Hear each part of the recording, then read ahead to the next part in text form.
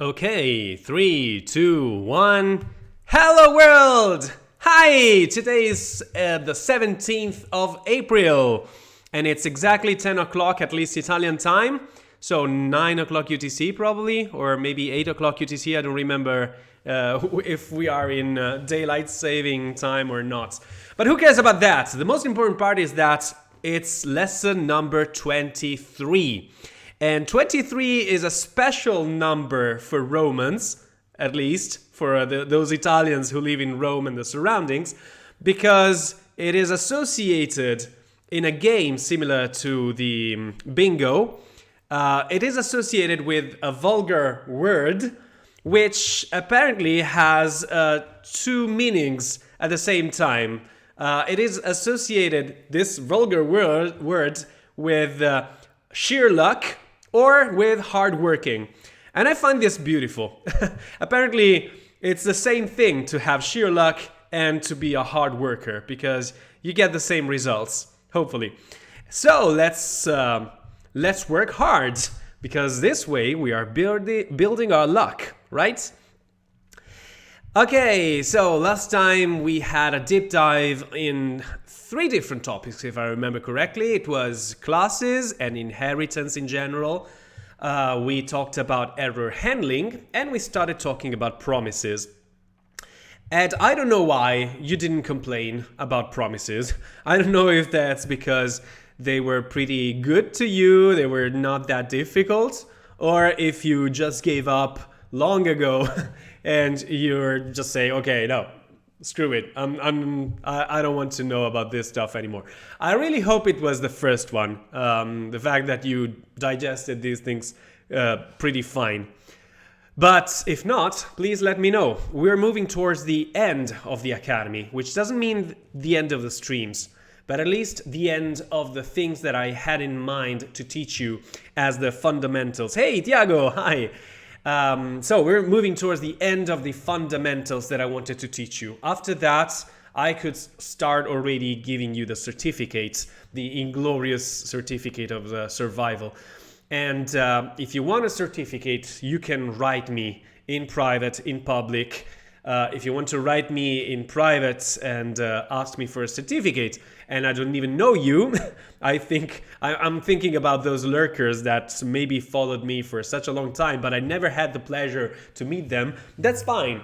You can still prove that you were following. You can prove that you built your portfolio. We can have a chat. We can have maybe a test, a very easy test, just to make sure that you just didn't stumble on lesson 22 and now you want a certificate of attendance, even if you didn't attend any of those lessons. So I would like to have a reassurance of the fact that you are there, not necessarily from the beginning. Hey, Dre's Laker, for example, you wasn't there from the beginning, if I'm not wrong. You were there from, I don't know, 4 or 5 lessons, and that's fine. I can still give you a certificate of attendance. You're correct. Okay. And that's fine. You're not supposed to attend from the beginning. That's fine. But if you started attending and you were committed to this thing and you started learning things and you want to have a certificate that proves the fact that you are here with us, I would be more than happy to give you this certificate. Of course, you would have to give me also your real name. I don't know if you are Dre's Lake or Dre's Lake R or something like that. Sal, good morning. Tiago says, it was a hard last week. I need to study but didn't have the chance this week. Okay, it was hard. That's fine. So if you want, we can slow down and we can rehearse something. We are going to continue with promises today, and so maybe you have the chance to catch up with this lesson. If you want to see some more about classes, that's fine. Although, as I told already last week, I'm not really that interested in classes. I don't think they are very important. Last week I said that they are not important in any case, and then I thought about it and I'm actually wrong, because especially in games, classes are important. As far as I know, every game engine that I know is using classes. Unreal Engine is using classes. Unity is using classes. Even Godot is somehow using classes, even if you don't see them. And if you want to see a JavaScript framework, there's one called a game engine in JavaScript. There's one called Phaser. And Phaser also uses classes. It uses TypeScript. It uses TypeScript and uses classes, uses static typing, inheritance, but as sparingly as possible. Getting started. So if you want to write games, then probably classes are still relevant to you. But I don't think you should really dive too much into classes for you to understand these things. Let's see. Yeah, this is an example game made in Phaser. So you've got a configuration, which is just a JSON, as you can imagine. It's just a JavaScript object. And then we are building a new Phaser game with that config. So in this case, we can say that we are actually using a class, but we're just instantiating an object from a class. We're not using inheritance at all. And then there are a couple of functions here, preload, create. All these functions are just functions that are passed to this configuration file, to the scene configuration. And preload is just a function. But in here, you have access to some objects like load. This .load apparently is an object that belongs to the game, and you can ask methods to that object. For example, set base URL or load image, etc., etc. In the create, you can ask the add object to add images, a sky image, given this asset that you preloaded here with the size of 400, 300, and then you add particles, and then you create an emitter, then you create a logo, then you set the velocity, the bounce, colored with worlds, blah, blah, blah, and this is what you have. At least this is a static screenshot probably of what you come up with.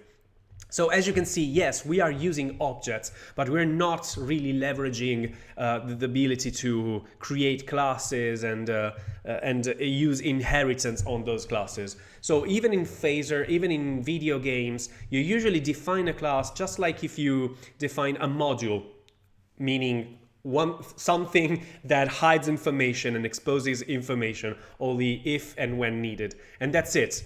So probably classes are not that important. Going to sneeze in a while. I hope I'll keep it. Okay. Okay, so if you want to have a look at classes, well, there's also the last Wednesday's practice session in which we did the tasks about classes. So those tasks were pretty easy. We had a constructor function for a clock, and we had to transform this constructor function into the class syntax. It was pretty straightforward. The function becomes a class, and the constructor becomes the constructor of the class.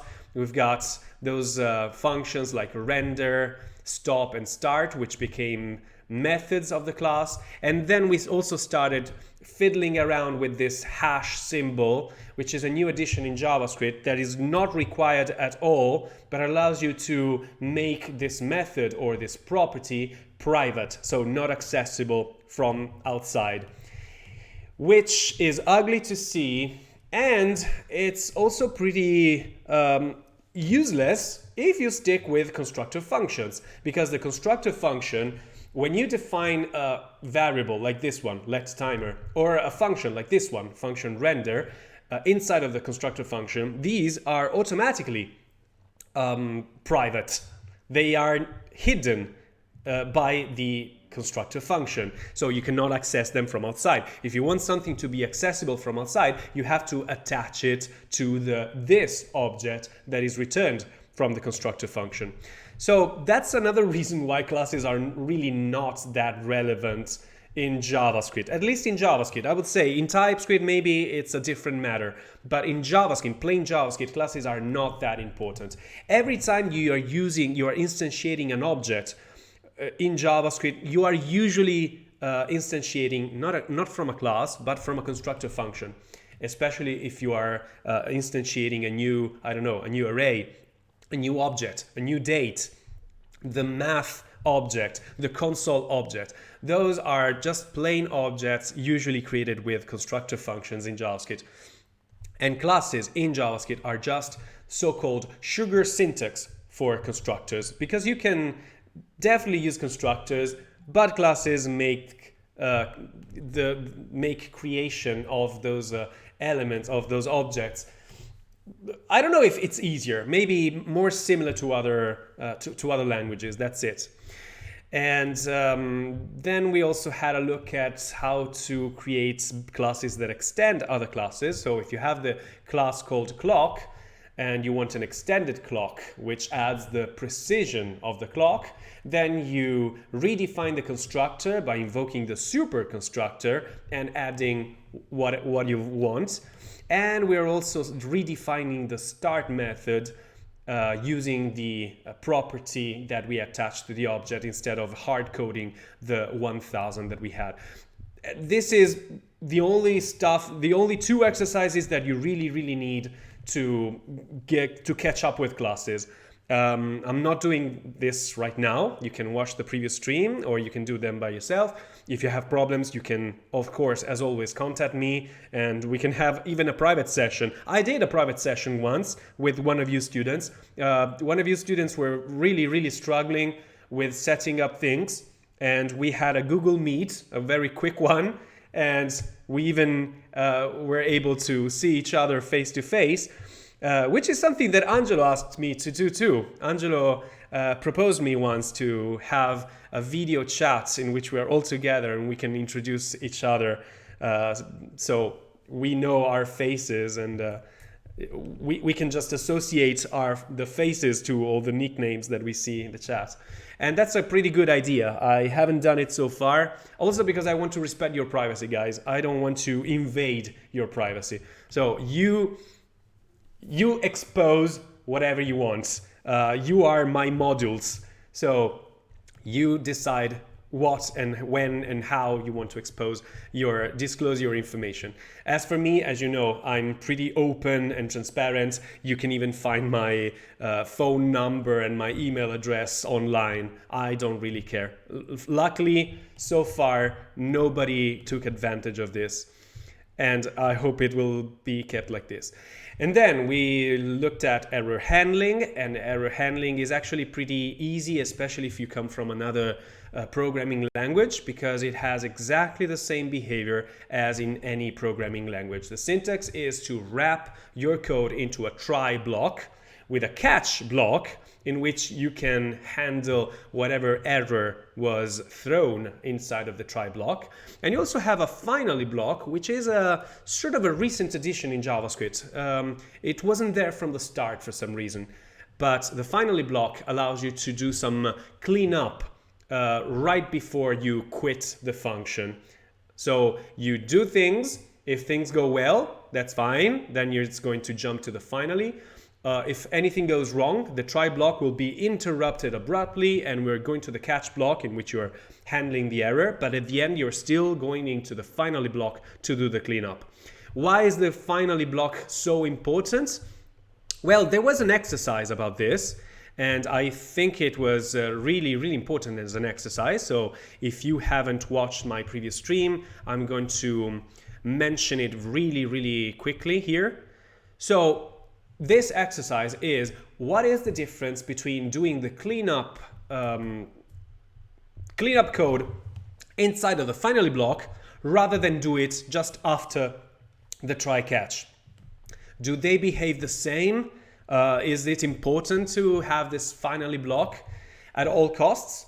Yes, it is. The behavior is actually different, and it's important to do the cleanup code in the finally block. And this shows if you have a look at an example like this one. In the try block, maybe you are doing things and then you are returning from the function. But before returning from the function, you still want to do the finally. You want to still do the cleanup.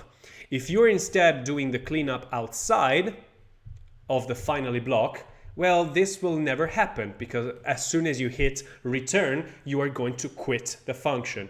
Instead, the finally block ensures that you are going to do the cleanup before doing the return.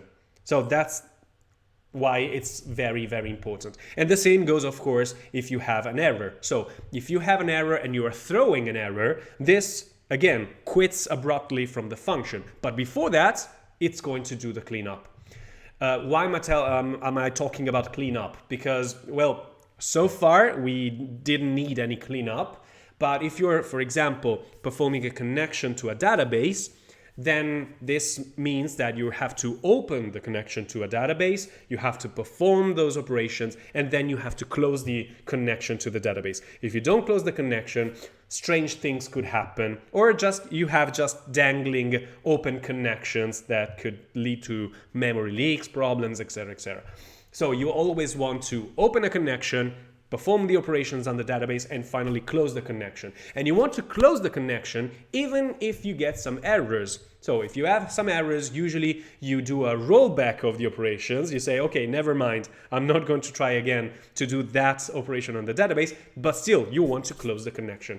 That's why we need the final block that performs the cleanup. And that's it. Then we've got this new topic, which is all about promises, asynchronous behavior. And apparently those people who were there with us last Saturday and even last Wednesday didn't have many problems. Maybe because we covered pretty well callback functions and I don't know how many other things are involved in promises. Probably just callback functions, I don't know. So the problem with promises is, well, with the problem that promises solve is the so-called pyramid of doom or callback hell, this scary picture here. And what it says is that sometimes we need to create some asynchronous operations. We already saw something like set timeout or set interval. These are asynchronous operations because you start them, but you don't know when they really get executed or when they stop. So this is asynchronous behavior, and it's something that JavaScript has engraved in the language from day zero. JavaScript was designed from the start to be an asynchronous language. And it's so nice because this way you're able to attach event handlers, for example, to certain events. For example, I click on a button and I don't know when the button will be clicked, but when it's clicked, just perform this operation that I specified in this callback function. This is asynchronous behavior. You attach listeners, handlers, callbacks to something that doesn't happen now, but it could happen somehow in the future. And the example that is shown here in this tutorial is something called load script, which seems to be loading a JavaScript code, and then you've got the script in a callback function. So we don't really care what it does under the hood, but let's assume that there is a function called load script, given the script, and given a callback function that, given the error and the script, the optional error, of course, we hope that we will never get an error, but in case of error, we've got this error object here ready to be consumed. So inside of the load script, inside of the callback function of the load script, we've got if there's an error, then handle the error. Otherwise, the script was loaded successfully, so we can process the script anywhere we want. Okay, so this is a typical function, a typical asynchronous function. If you want another example of a synchronous function, I can tell you that in early days we got a library called jQuery, and jQuery was and it's still a pretty famous library that I recommend you to not use, but if you're forced to use it, then you have to know it exists at least. jQuery is a library that was really, really important in early JavaScript days because it allowed you to do easily very complex things, but most of those things are now part of the JavaScript language, so you don't need jQuery that much anymore. And in fact, now we shifted to other kinds of paradigms in creating applications, and we prefer more declarative paradigms, and React, Angular, Vue.js, even Svelte use this declarative paradigm, while jQuery is very procedural, is very imperative, and it's a completely different paradigm, and it's somehow also incompatible with the current paradigm. So that's a reason why if you're using React, if you're using Angular, if you're using Vue.js or any other modern framework, you should probably restrain yourself from also mixing it with jQuery, because they do not fit well together, and usually there's no real need for jQuery. In fact, there's even a website it's called youmightnotneedjQuery.com. It's a pretty old website, but it shows you how jQuery constructs can be replaced with plain JavaScript. And I'm not going to show you things in detail, but one thing that I wanted to show you was this thing here. In jQuery, there is a way to retrieve a JSON file from a server, and it's something like this. You say $.getJSON. The dollar is a synonym for jQuery. They use the dollar because dollar is much easier to write than jQuery. Whenever you see a dollar, it means that probably jQuery is involved somehow. And in fact, if you remember my lesson about creating a web application, I also used a dollar. I said something like const $button is equal to document.getElementById, blah, blah, blah. And I used the dollar as my personal convention, but it was also a reminder of the fact that jQuery usually deals with elements in the DOM. And even if I don't use jQuery, having the dollar as the prefix of my variables allows me to immediately understand at a glance that this button variable is an element of the DOM. So it's just my convention. Anyway, jQuery uses something like this. It's $.getJSON, and then this is a URL of the JSON, the address of the JSON, of where to retrieve the JSON. And then jQuery used to have a callback function that, given the data that you retrieve, will allow you to do blah, blah, blah, whatever you want with it. Also, if I remember correctly, let me just put everything on on the same line. There's also a third parameter, which is a second callback function, and it's a callback function that gets triggered in case of an error. So you have two separate functions, one in case of success and one in case of an error. In fact, those are usually called something like success or success callback and error callback. Now it's getting pretty difficult to read, so I can put all those parameters in their own separate line, which I think it's just better looking. Same meaning, but better looking. And of course, these functions can also span multiple lines. They should not be just one-liners if you don't want to. You can write them as arrow functions. It's exactly the same.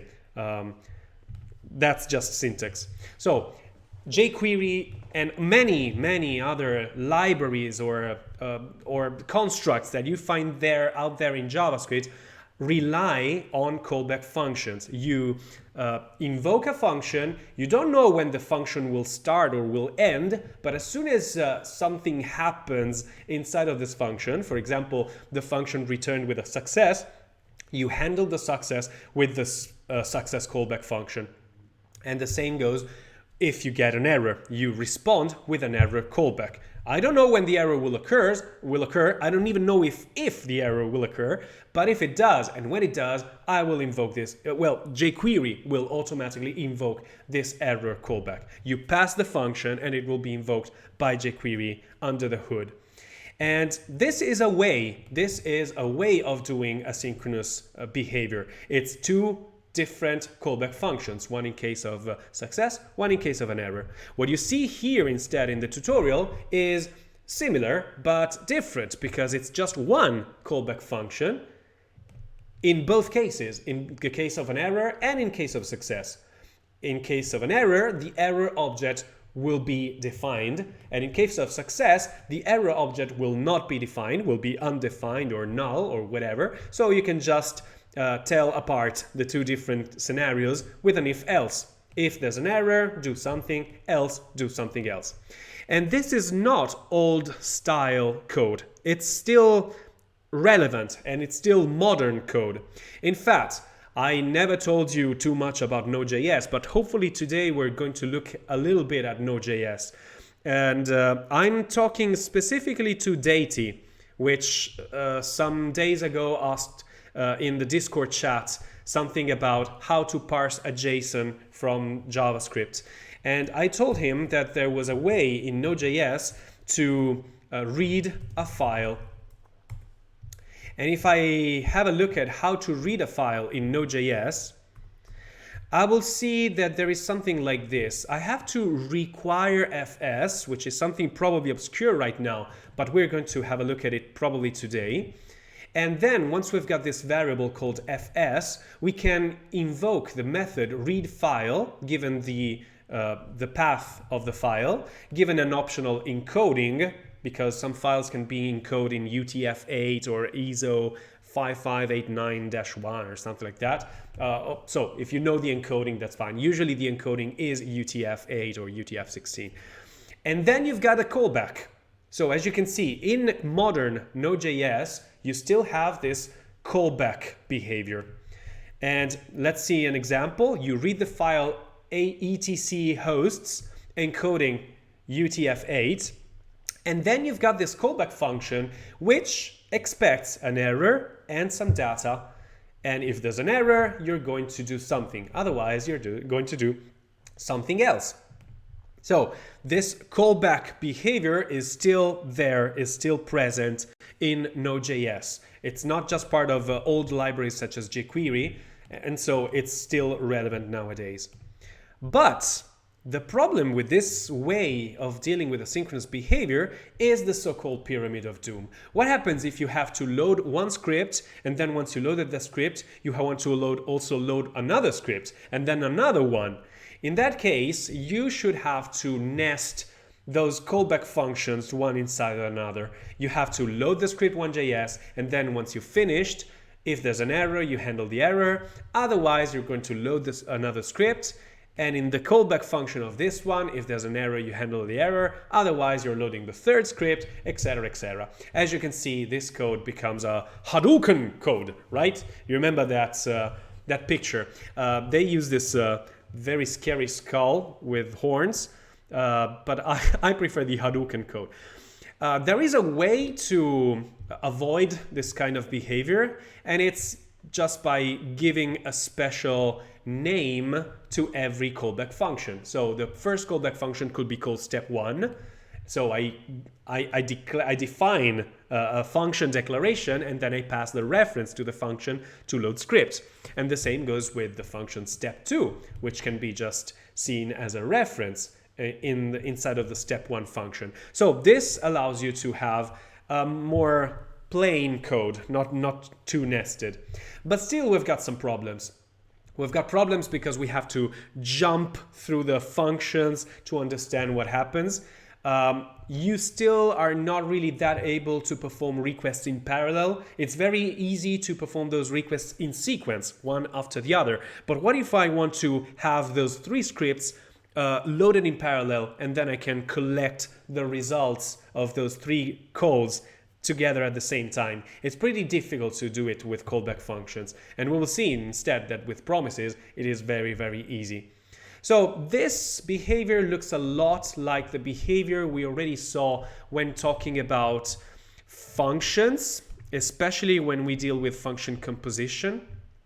Because we already saw that if we want to transform a string with multiple transformations one after the other, we can do it like this with nested function invocations. But this looks like a Hadouken code, right? Or we can do it like this, which is a lot more, plain. We declare a first variable, and then the variable will be overridden by the next transformation that we perform on the variable itself. So we start with hello world, and then we shout hello world, and this is the new string. Then we add exclamation marks to the shouted hello world, and this is our new string. And then you add tags, HTML tags to that string, and this is the new string, until you have console log string. This is also fine. But another way that we can solve this problem, which is a synchronous problem in this case, was through function composition, which was an optional topic that I explained in the Easter special edition. And it's a very simple function, not easy, but a simple function. In fact, it just spans one line of code.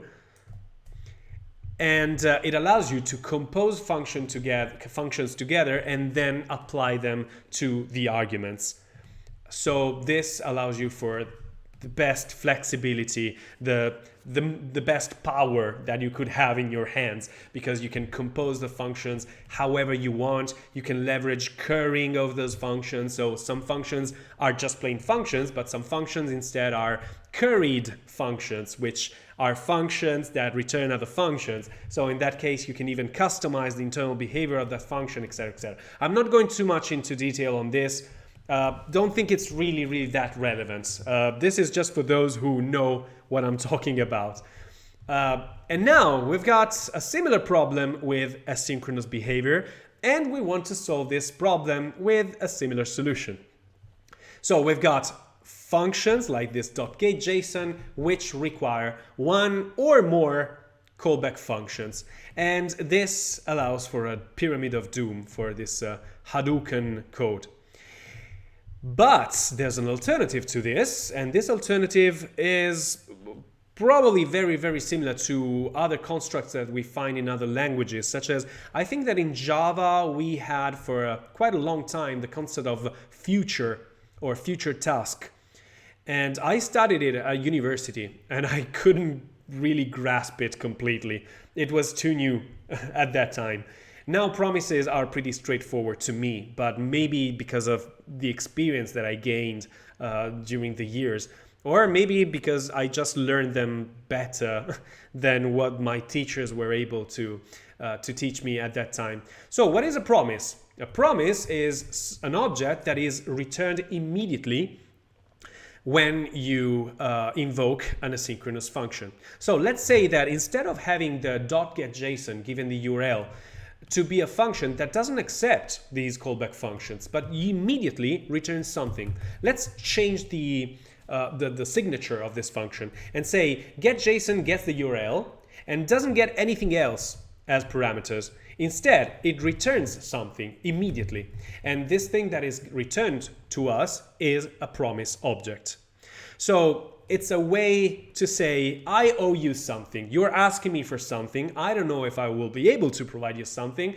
I don't even know when I will be able to provide something. But for now, take this promise. I will do the best I can. And I think that I used this, this image here, which says, I owe you. So you invoke an asynchronous function, you already immediately get something. You get this I owe you. I promise that I'm almost done with this task.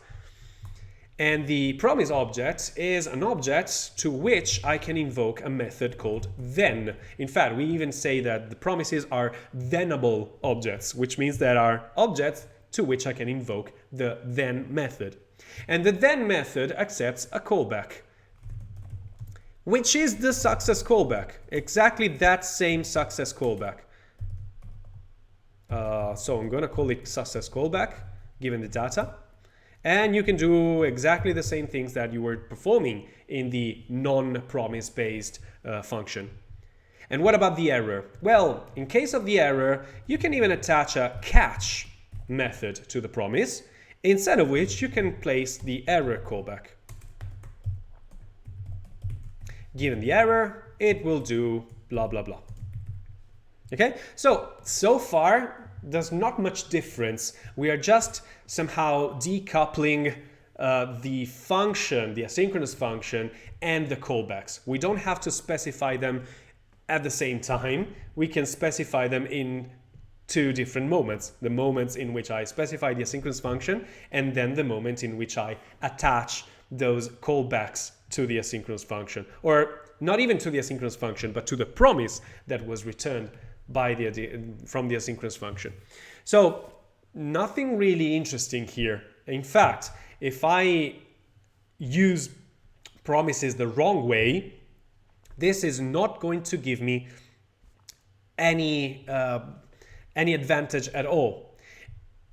In fact, if I try to do exactly the same thing that they were trying to do, let's change this thing here. Okay, I'm going to copy this pyramid of doom. I'm gonna put it here. And I hate this pyramid of doom, so I want to transform it into a promise-based thing. So let's say that I am in charge of defining the load script, and now the load script doesn't accept the function, the callback function anymore. It just returns a promise. If somewhere else I define the load script so it returns a promise instead of accepting a callback function, then this will be rewritten like this. Load script given 1.js. This doesn't accept anything, it just gives me a promise. And the promise has a then, in which, well, the then can hold this callback function. I'm going to skip the part of the error for now. I don't think it's really that relevant right now. So given the script, who cares about the error? Given the script that I loaded, now I can load the other scripts. So it's load script of, oh, come on, of, oh, go left, 2.js, and this will give me another promise. And once I've got this promise, I can do promise.then, given a function that once I get the script, is going to ask for the script 3. So as you can see, I'm recreating the same pyramid of doom that I had before. So if I use promises like this, which is a way I can use promises, this has no meaning at all. This has no advantage. If I use promises like this, it's just a different way of creating the pyramid of doom, because we still have this nesting of callback functions. But in fact, the real advantage of promises is that these promises can be chained together. The cool thing about promises is that in the then method, I've got this function, this callback function, and this function can return whatever I want, and whatever is returned from this function, from this callback function, is a promise by itself, or if it's not a promise, if it's the number 2 or 42, it will still be wrapped into a promise. So you have the assurance that whatever is returned from this callback function is a promise. And once you have a promise, the then method is actually returning a promise. And if it's returning a promise, you can attach a second then, and another one, until you run out of promises. So instead of having this pyramid of doom in which all the callbacks are nested one inside of the other, you can now start transforming this code into a chain of promises that are performed one after the other, not one inside of the other. The final shape of this will be something like this. Okay, so you create a promise, and then once the promise is fulfilled, as we say, once the promise has succeeded, given the script, you return the promise returned by load script 2. And then, once you've got this, you can return whatever is returned from load script 3, etc., etc., etc. Finally, you can, I don't know, console log the script itself, or whatever you want.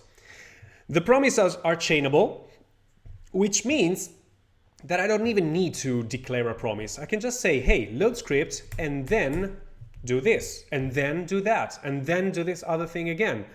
If you don't like the syntax of this, we can make it even prettier.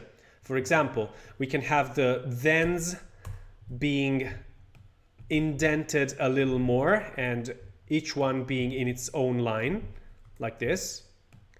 This is already a little better because you can see load script, then with the script do something else, then do something else, then do something else.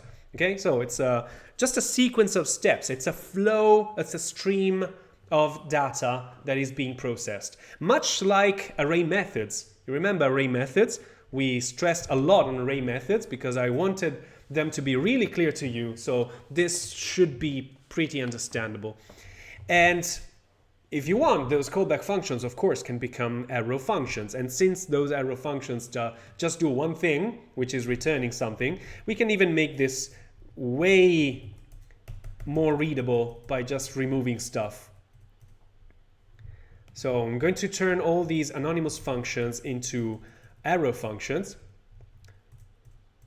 I love arrow functions, especially when they are callback functions. Okay. Something like this.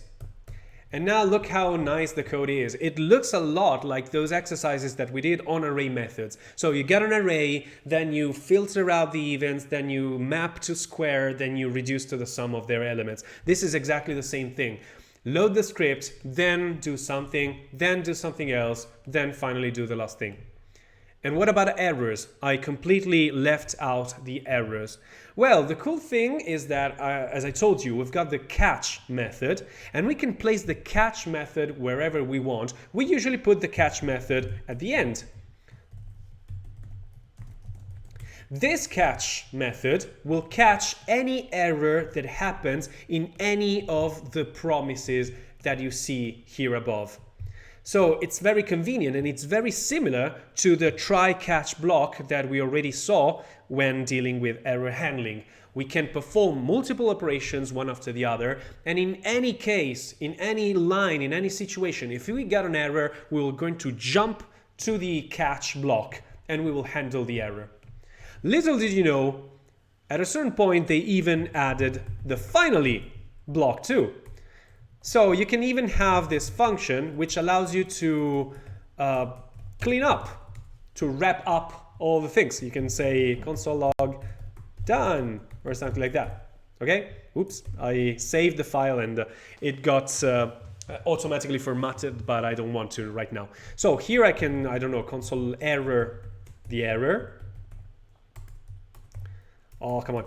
And of course I can even put it without curly braces if I want to be it cleaner. Okay, so you load the script, then you do something else, then you do something else, then you do something else. If there's any error in the flow, in the stream, you handle the error somehow, and finally you say console log done. And of course even this one can be in one line if you really want to. So as you can see, it's very neat, very plain, especially compared with this pyramid of doom, this callback hell that we see here, in which the error should be handled in every single step. Instead, in here, the error is handled only once for all the flow of data that we have. And then we've got also the finally, which was not even available in the callback scenario.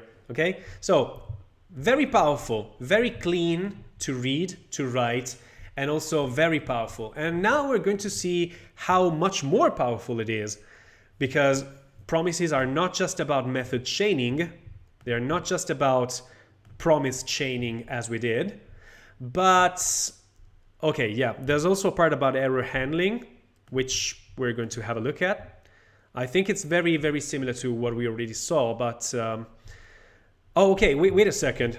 Just to finish the rehearsal of this, but how do you create promises, right? So a promise is just an object. So you can say const promise is equal to new promise. That's it. The promise is an object that requires a callback function. So I'm creating a callback function here, and the callback function has usually two parameters. These parameters are references to other functions. One is called resolve and one is called reject. These functions have to be invoked inside of the promise whenever we want to quit the promise by saying, hey, I finished, everything is fine, and this is resolving. Or, oh, I got an error, so I have to stop here and I'm going to reject the promise. So, boo. Okay, so if I want to turn the number 42 into a promise, I can say resolve with the number 42. And this is almost exactly the same as saying return the number 42. But we're just using resolve for some reason. And once I have this, I can ask the promise, hey promise, once you're finished, I don't know when you are going to finish, but once you're finished, given whatever you passed as a value, and value is just a name that I'm giving to this parameter. It can be data, it can be 42 if I know that it's 42. It's whatever you want. I'm going to call it value. As soon as you've got this value, I want to, I don't know, print this value. Okay, so I created a promise which resolves immediately. It doesn't even wait. It doesn't perform any requests to a server. It doesn't do anything. It just resolves immediately with the number 42. And the number 42 is not returned immediately as the number 42. It is returned as a promise to which I have to attach this callback function. Then, once the promise is fulfilled, I'm going to consume whatever value. Or if I want to reject, I can reject, but the reject will be handled by the catch. That's the only difference. And I can reject with a value. I usually reject with an error. So you can say reject with a new error. Given a message, the answer to, that's too long, plus is 42. Okay, so we are rejecting with an error this time, and this allows us to catch the error and do whatever we want with it. The value in this case will not be the value, it will be an error containing the message, the stack trace, the name of the error, etc., etc. Another thing that you can do actually in promises, but not really that important, is that instead of using reject, you can throw a new error. As I specified in one of those slides, oh, it's this one. If you want to handle errors, and you can create a promise that throws a new error, which is exactly the same as rejecting with the error. Okay? But it's not the same as returning. You cannot return 42 from the promise and expect the promise to be fulfilled correctly. I don't know why it's like this. I would have preferred to have just returned 42. But if you want to resolve the promise, you have to invoke this function resolve 42. There was a cool exercise that we did last Wednesday about what happens if I resolve multiple times. I resolve with 42, and now I'm going to resolve with, I don't know, let's take 262, which is my current number of followers. Okay? What happens if I resolve twice? Well, as I told you, resolve is very similar to returning. So as soon as you hit the first resolve, nothing else will be processed inside of the promise. The promise just returns one thing, and it's the first thing that gets resolved. If you want to resolve multiple things, you cannot use promises, and you have to go to some other libraries or some other technologies. I already mentioned RxJS, which is a library maintained by Microsoft. I think so. Don't even remember. And the RxJS library allows you to create an object, which is usually called an observable or a subject sometimes. And I don't see the same page that I was. Okay, here it is. And the observable is an object that looks a lot like a promise because you create a new observable with a callback function. And inside of this callback function, you've got this subscriber object instead of the resolve or reject. And to this subscriber object, you can ask to do multiple resolves. Here they are called next. So resolve with 1, resolve with 2, resolve with 3, then wait for 1 second, and after that you resolve with 4, and then you stop, you complete. You say, okay, this observable is totally consumed. This is a push mechanism, but it's a multiple push mechanism, which means that you instantiate this observable, and then this observable will live its own life and will push to you these events multiple times. Promises instead are a push mechanism, but single shot. So you create a promise, the promise will just do one thing and it will return one thing. And as soon as it's finished, it's fulfilled, you just get rid of the promise. You want to perform another request, you create a new promise. With observable, you can create one observable that deals with multiple asynchronous operations, not just one. Is it important to know about observables? Probably not. Observables and RxJS is a special library that some people love, some people do not love too much. I'm not really fond about observables and RxJS, but that's because so far I had to deal with pretty easy asynchronous behavior, which didn't force me to look at something more complex than promises. So usually I do everything with promises, and I'm pretty fine with that. But as far as I know, some companies such as Netflix, I think, they use a little bit of this observable RxJS. Maybe not RxJS, but this RxJS is just the JavaScript implementation of the reactive pattern, which is available for any kind of language. There's also RxJava if you're using Java.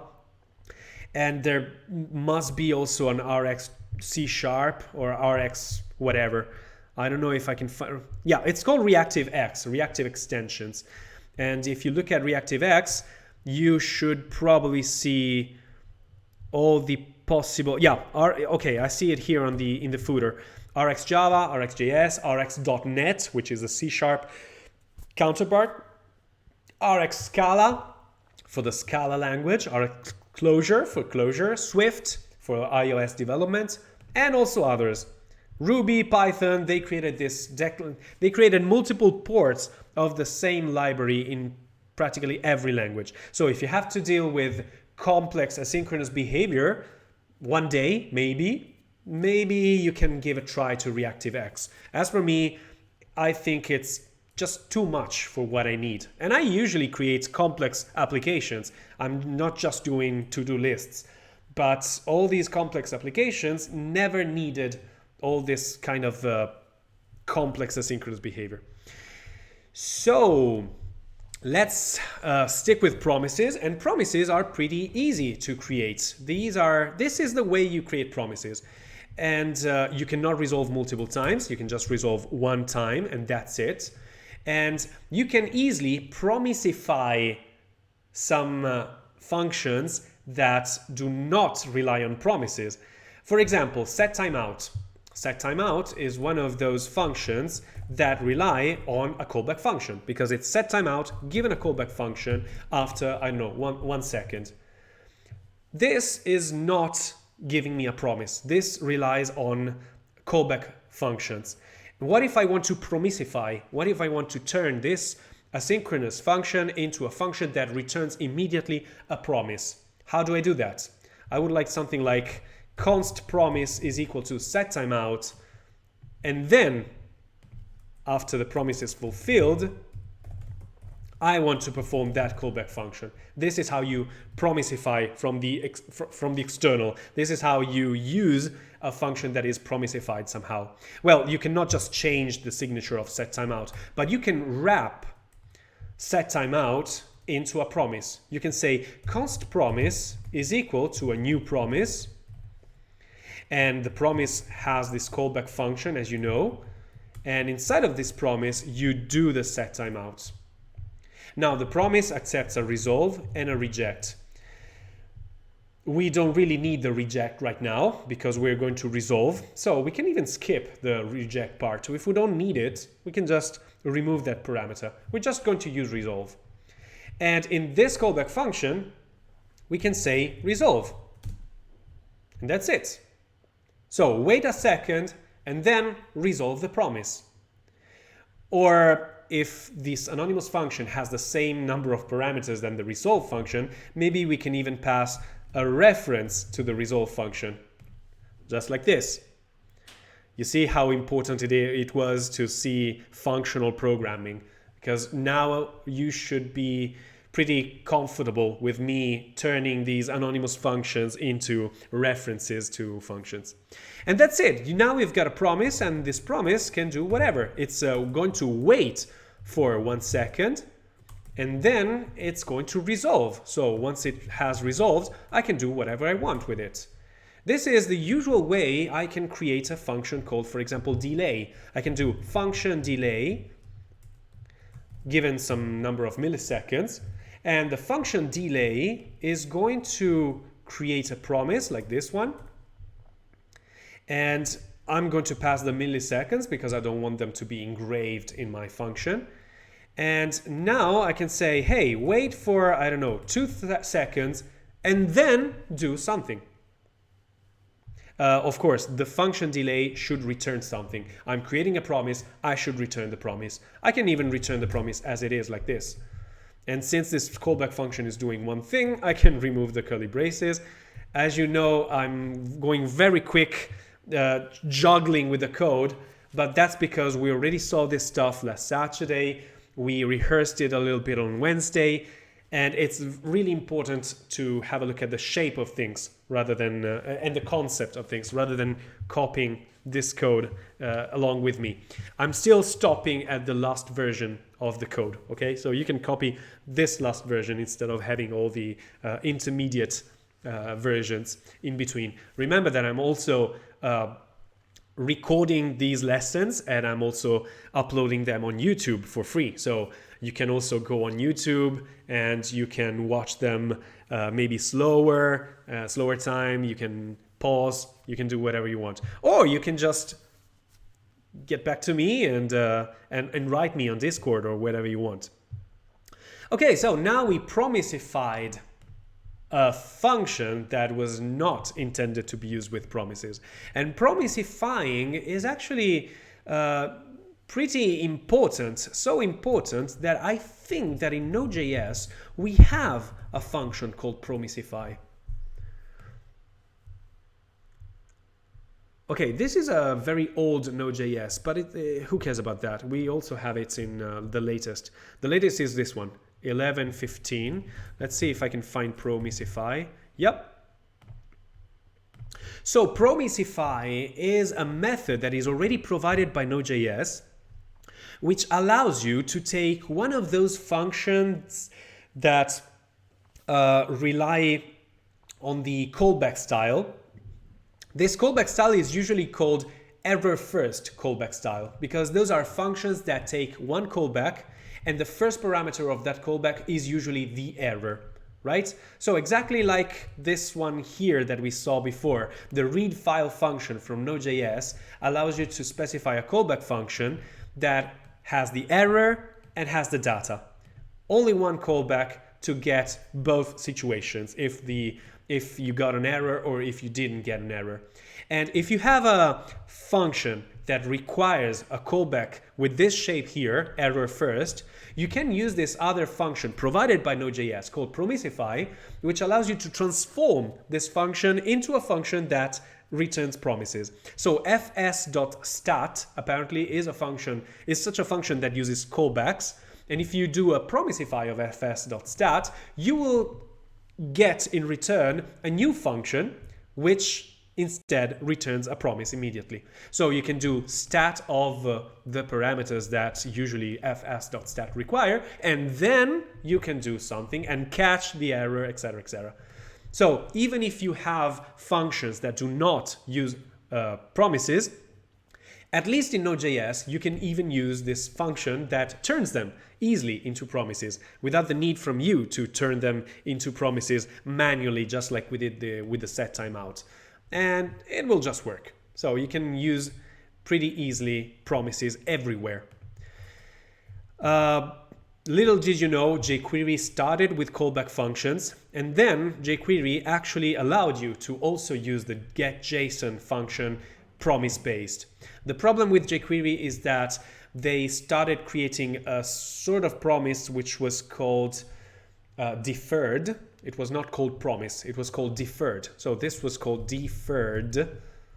And the deferred had a slightly different API, meaning that, for example, it was not deferred.then, it was deferred.done. But now the standard is to use the then, the catch, the finally, to have objects which are thenable, so objects on which I can perform the then method, etc., etc. So this is the standard. Promises are rather new in JavaScript. Before JavaScript supported natively promises, we had to use promises that were provided by some libraries. So jQuery had this kind of promise-like deferred objects. And we also had other libraries such as Bluebird, or probably even Lodash had promises. I'm not really sure. Promises with Lodash? No, probably not. Oh, I don't remember. Okay, no, probably not. Nope. This is still, nope. Okay, so Lodash didn't provide any promises, but promises were provided by libraries. And now promises are part of the language, so you don't need a library anymore. That's cool. Okay, now we know how to create promises, and we know how to handle errors. We know what is promise chaining, which is the coolest thing about promises, because you can write your code as do this and then do that and then do that and then do that, and you can also catch an error in between, etc., etc. And you can also add a finally block, which is very similar to the error handling that we saw previously. We also use the fetch function, which is part of the fetch API. This is another part of the JavaScript language, right? We can fetch data from a URL by using fetch given the URL. And we did it with the Swappy server. This online service allows you to get information about the Star Wars franchise for free. So it's the Star Wars API, and you invoke a URL with a GET request, and you get a JSON in return, a JSON with all the details about the person, the planet, the starship, the movie, etc., from Star Wars. In this case, we are performing a request to people/1. So the person with ID 1 apparently is Luke Skywalker, height 172 centimeters, I suppose, mass of 77 kilograms, I suppose. His hair color is blonde, etc., etc. And he appeared in those films. I don't know why they're not using the other movies, just movies from 1 to 7. But there's also an 8 and 9, and there's also Rogue One. There's also Solo. Well, I don't know. Maybe they didn't want to update it. Maybe, I don't know. From all 7 Star Wars films. Maybe it's just old stuff, and nobody cared to update it. So we can fetch things, and we can fetch them pretty easily. We did it last time, and we're going to do it again this time too. Fetch.js. I hope I'm not boring you too much with things that we already covered. I'm also trying to give you some small bits of information more than last time, so you're not too bored. So if I want to fetch things, I can do fetch with a URL. The URL we're going to use is something like this. Let's see if I can remember it by heart. HTTPS swappy.dev. A few months ago it was swappy.co, but now it's .dev, /API/people/1/. This is the fetch API that we have natively in JavaScript.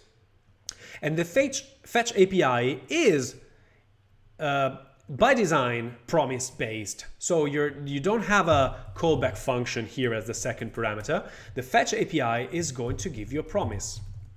And I usually don't say const promise is equal to fetch. I just know that the fetch API will give me a promise, so I immediately chain a then method. Because fetch gives me a promise, so then do this. And I think it's even more readable to write it like this. Fetch, then do this, then do that, etc., etc. The fetch API gives me a promise that, once fulfilled, it will give me the response that comes from the server. So I can create a callback function here, and the callback function takes as the input parameter the response that I get from the server. The response is a big object that contains lots of stuff. For example, the response, I think it has a status, and the status is a number which can be 200, 201, 204, 300, 301, 302, 303, 304, 400, 401, 403, 404, 500, etc., etc. These are all status codes which are pretty important to remember by heart. It's not really that difficult. And don't worry, because we are probably going to go into detail on those status codes and the HTTP protocol one day. I would like to give you some information about the RESTful services. So we are going to look at what is the RESTful architecture, and we're probably also going to build our small RESTful service in Node.js one day. Let's see. But response status is usually a number, and if everything goes well, response status should give you 200 by default. So I can console log the status of the response, and I expect it to give me 200. There's also another cool thing, which is response OK, and it's a Boolean. So I can console log this response OK, and well, in this case, should give me true. So if I don't want to inspect what kind of status do I have, is it 200, is it 201, is it 204? I don't care about that. Is the response okay? Yes, in that case, I'm going to continue. Otherwise, I'm going to, I don't know, throw an error, alert the user, send an email to my boss, I don't know. Okay, so response.ok is a shorthand that just gives me the response was okay or not. We've got other things inside this response. I don't want to have a look at all of them. But for example, the response has the headers. Headers sometimes are important because they contain relevant meta information. Some of this information is, for example, authentication. Or some of this information is how should I consume the response that is provided from the server. The server is giving me something, but how should I read that something? Is it plain text? Is it HTML? Or is it a JSON, so I can parse it into a JavaScript object and then I inspect its properties? I don't know, but maybe the headers will give me a hint. Headers is just an object with the key value pairs that is going to tell me this kind of stuff. For example, hey, consume this response that I'm giving you as a JSON object or as plain text. And the headers object is a special kind of object. I think it's called a headers object, something like this. It's not just a plain object, it's a headers object. It's an object with a specific type, headers, that allows you to do things. I don't even care about what it does. But of course, the response has a body. It's the content of the response. It's Luke Skywalker. And in that case, I cannot just take the body as it is, because the body, as you can see here from the IntelliSense, it's suggesting me that the body is not an object. It's a readable stream or something like that. It's a readable stream of uint 8 array. Okay, I don't really care too much about what it means, but it means that this body that is sent to me from the server is a stream of data, and I have to consume the stream of data, and I have to convert it into something that is readable to me.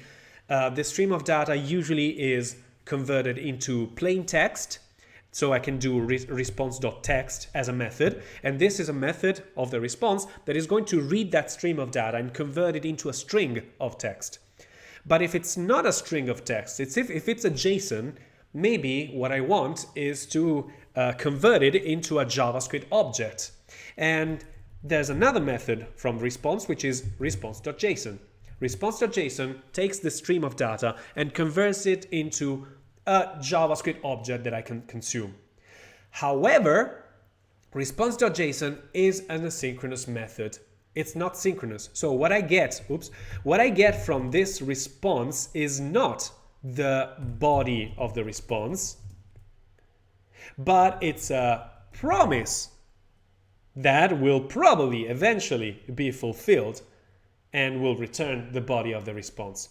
So again, through method chaining, I can, instead of declaring this promise, I can just return whatever is returned by this response JSON, and I know it is a promise, and then I can chain another then, knowing that the result of this promise that was fulfilled is the body. And now that I have the body, I can do whatever I want. For example, I can console log the body and check if I was really able to get Luke Skywalker. Okay, so this is the thing that I actually don't like about the fetch API, because the fetch API requires me to do a then 2 times, because the fetch API does one part of the job, and then I also have to return another promise which parses the body, and only then I will be able to consume the body. Compare this with what I told you about, for example, jQuery. In jQuery, when I do a get JSON, I immediately had the data available. And the same goes when jQuery used the deferred situation. The callback already has the parsed data. And jQuery was so smart to understand if the data should have been parsed as a JSON or as plain text. I didn't need to do this explicitly by myself. So that's one reason why I don't like the fetch API. In fact, when I retrieve data from a server, especially a RESTful server, I usually don't use the fetch API. I use a library, and this library is called Axios. And with Axios, you can do something like Axios, you have this object Axios. Once you install it, you import it, etc. And we will see today how you do this stuff. Axios.get, given the same URL, blah, blah, blah. And Axios.get is as smart as jQuery. It gives you a promise. So you can just do Axios.get and then once you've got the response, well, Axios in the response has a property called response.data. And the response.data already contains the parsed data. So as you can see, Axios just allows you to do everything in one shot. In fact, usually I don't even care about the response itself. I just care about the data. So usually when you use Axios, I even destructure the response and I just take the data. This is something that we can do with destructuring. Okay, so Axios I think is way cooler than the native fetch API, but it requires you to, of course, install a new dependency, a new library. If you just want to go with plain JavaScript, you can go with a fetch API, and it works. It works pretty well. It's not the only way we can perform HTTP requests with JavaScript. The so-called AJAX requests. They used to be called like this, and they are still called like this, but it's actually an obsolete acronym because this means asynchronous JavaScript and XML. Where's the XML here? There's no XML. We are using JSON as a standard, thanks to Douglas Crockford, who invented this standard. So we're using AJAX, not AJAX. We're using asynchronous JavaScript and JSON, maybe. But AJAX is now consolidated, engraved in our head as a synonym of requests, HTTP requests that are performed from within the browser. And they should be kept,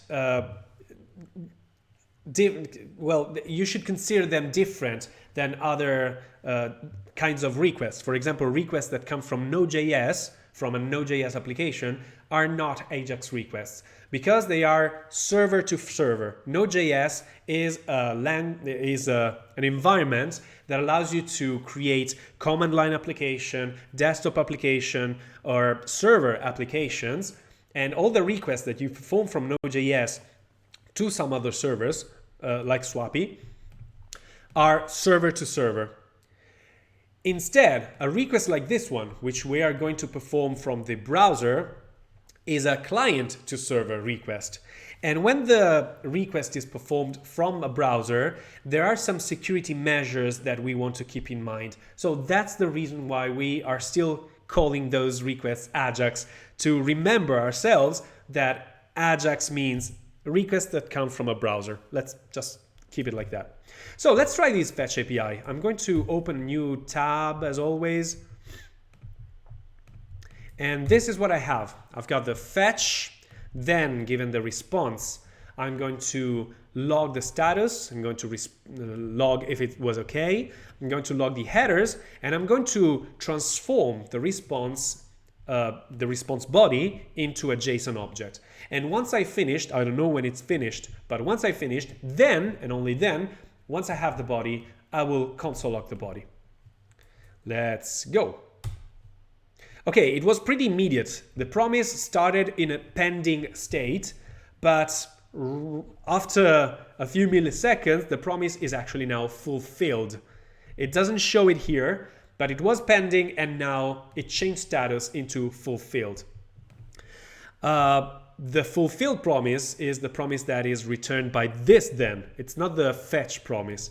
Fetch gave me a promise that I intercepted with this then, and then returned a new promise that once intercepted is probably giving me another promise, which is returning nothing, and that's why promise result is undefined.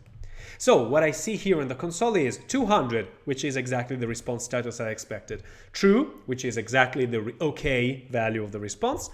And we've got the headers object, which is empty, apparently, but it has also lots of methods that usually objects, plain objects, do not have, like append, delete, entries for each, etc., etc.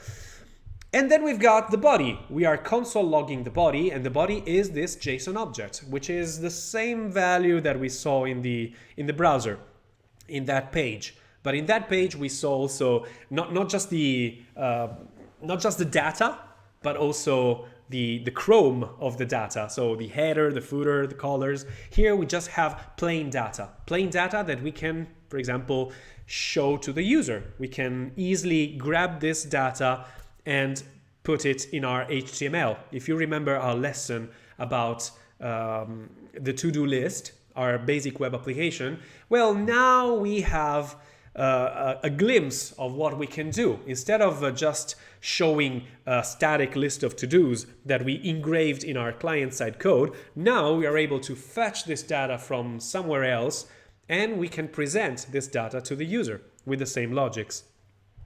It just needs one step more, which is asynchronous behavior, promises.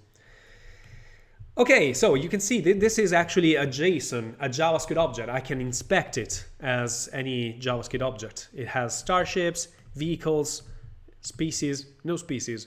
Luke Skywalker has no species. Strange. Shouldn't it be at least human? Let's find out another character, like, let's do it here. So now I want to do exactly the same thing as before, but now I want to see people 2. Okay, people 2 is C3PO, and there is a species. Yep, C3PO has this species here. It has species number 2. C3PO was born in year 112 BBY, if you don't know it. His eye color is yellow. Yellow? Yeah, he's got yellow lights. Yeah. Okay, he has no gender, no hair color, no hair at all, okay. He's shorter than Luke Skywalker, I think. And his skin color is gold, if that's skin. Let's have a look at the species. So I can just fetch another thing, and I can fetch here, the species. Oh, the species 2 is droid. He is artificial, indefinite lifespan, etc., etc. Okay, so as you can see, so many things that we can inspect with the same code. In fact, instead of hard coding this code, we could even probably create a function that allows me to perform different kinds of requests. What happens if I wrap all this stuff into a function, and I'm going to call it, I don't know, get Star Wars data, given the type of data and given the ID of the element that I want to fetch.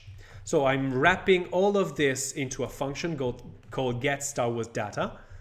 And now I can turn this string into a template literal in which I can interpolate. Instead of just people, I'm going to use the type parameter. And instead of 1, I'm going to use the ID parameter.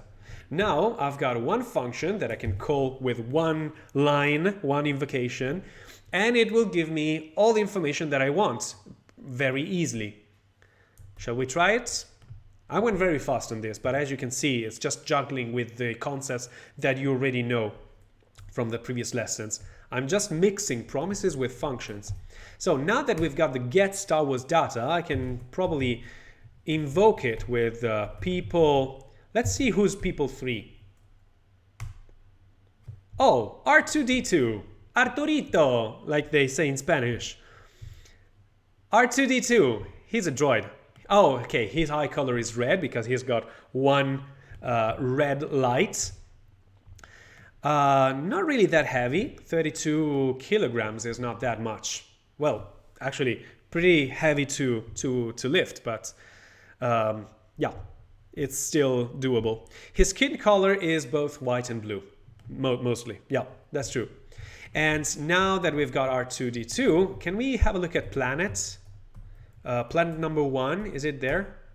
Yeah, planet 1 is Tatooine. Gravity 1 standard. Orbital period 304, so the year lasts less than an Earth year. Population exactly 200,000. Okay, well, this should be roughly. Rotation period 23, so it means that they have a day of 23 hours instead of 24, etc., etc. Okay, so now we've got a function that allows us to retrieve data asynchronously with just one line of code. Nice. Do we want to make it curried? Maybe we can do something like this. We can turn this function into a function that takes the type, and this function is going to return another function that, given the ID, is going to do the fetch. What am I doing here? Well, I curried this function. Instead of being a function that takes two parameters, I'm creating a function that, given one of those 2 parameters, is returning a function that, given the second parameter, will actually do the job. Why did I do this? Is it that important?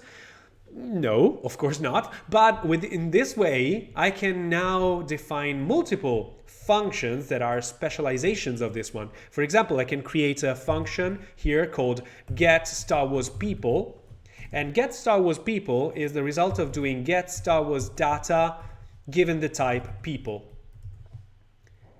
And once I define this get Star Wars people, I somehow cached the first parameter because the type will always be people. And so I can say get Star Wars people of 1, of 2, of 3, of 4, and it will always be people. Or I can do const get Star Wars planets. And this is get Star Wars data of planets. And this is a function that I can invoke as get Star Wars planet of 1. And it will always give me a planet because I cached this first parameter. This is the beauty of currying, right? So we can transform any function of multiple parameters into a function of one single parameter that returns another function of one single parameter, that returns another function of one single parameter. This way we'll be able to reuse functions and combine those functions in different ways. If you want to try this stuff, I'm going to copy all this stuff in the console.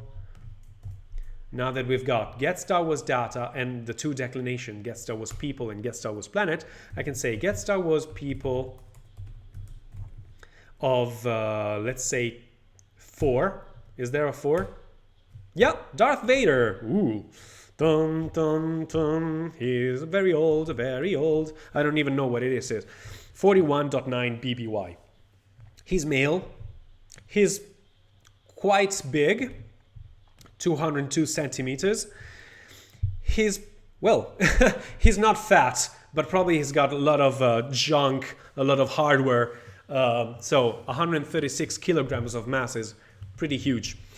And his skin color is, yeah, pretty white. Very, very white. He's pretty pale. And his eye color is yellow. Yeah, yeah. Oh, yeah, that's true. Okay, so now we've got these functions that allow us to get people and planets and spaceships and whatever we want very easily. So we're mixing together the concepts of promises with concepts of functions, currying, etc., etc. As you can see here from the tutorial, they are looking at a JSON file, but they are consuming this JSON as pure text.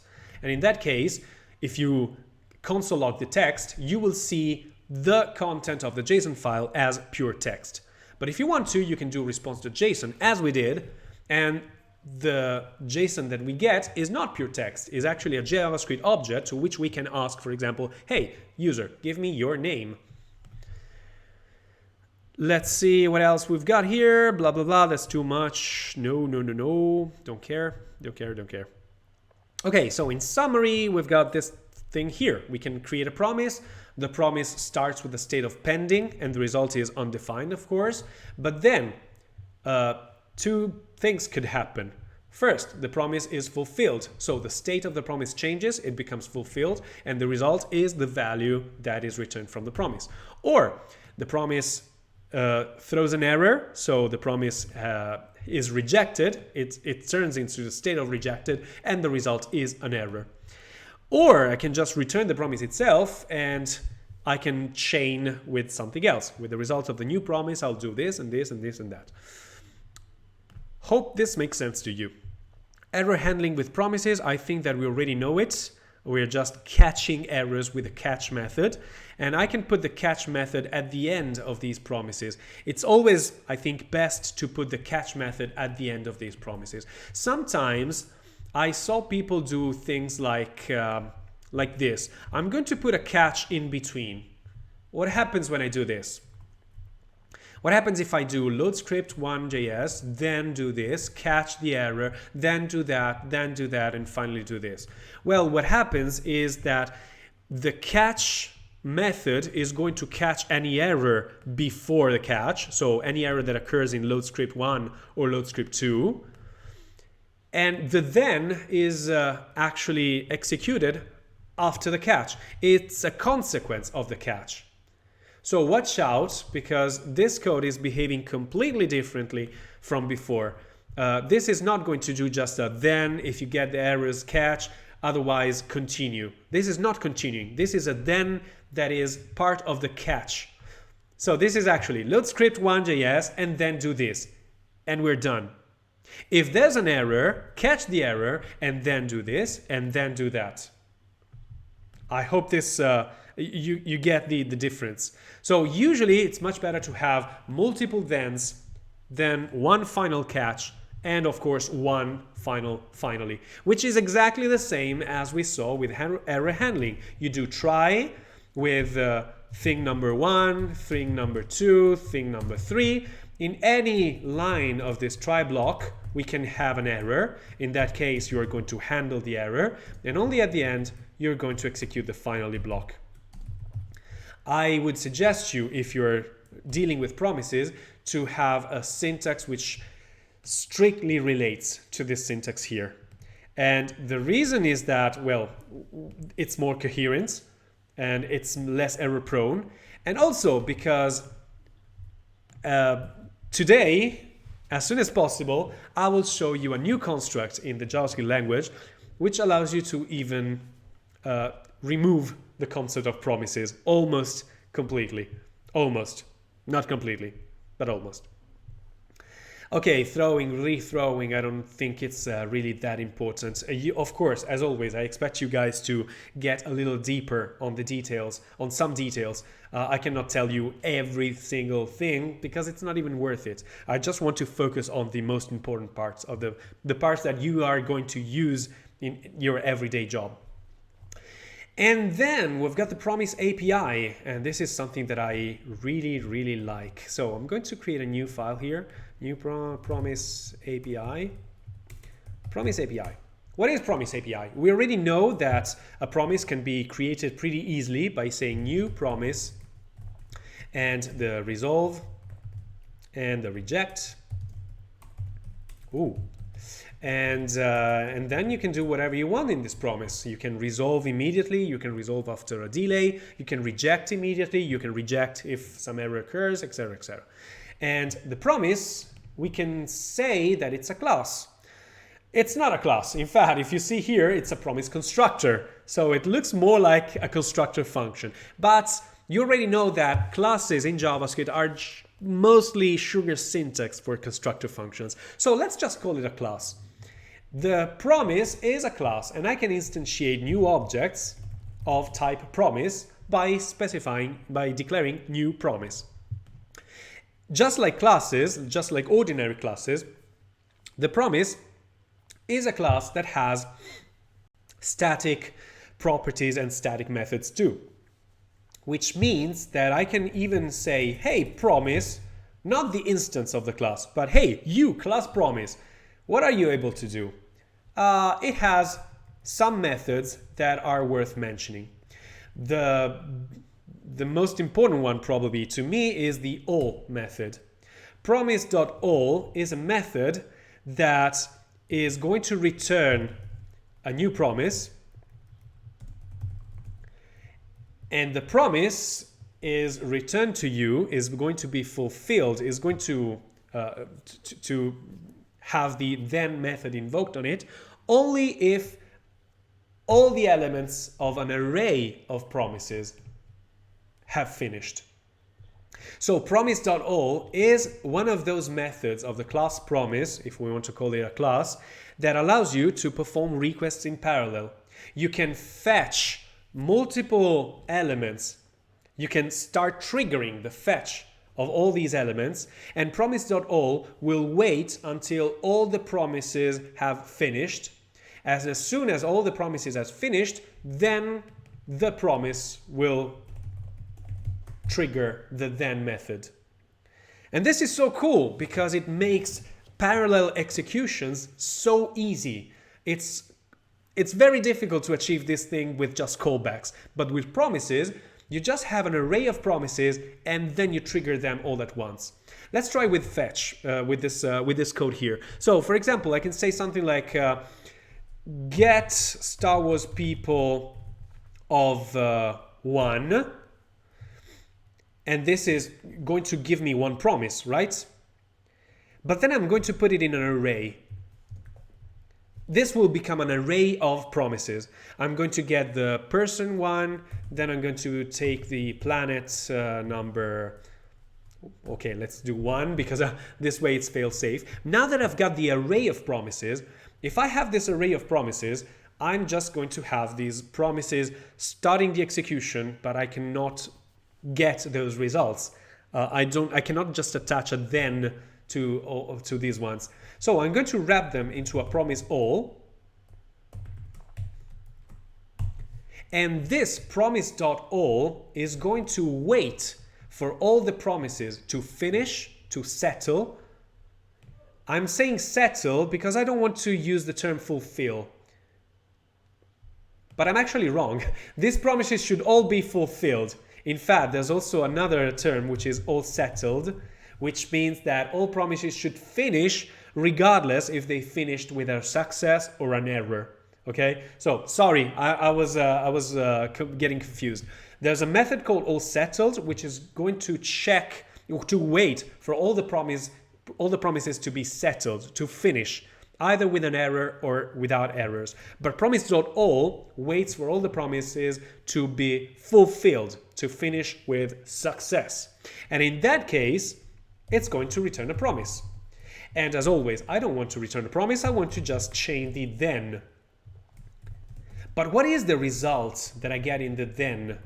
If I have an array of promises, what should I expect in this callback function? Well, easily enough, if you are passing an array of promises, the then callback function will give you an array of all the results.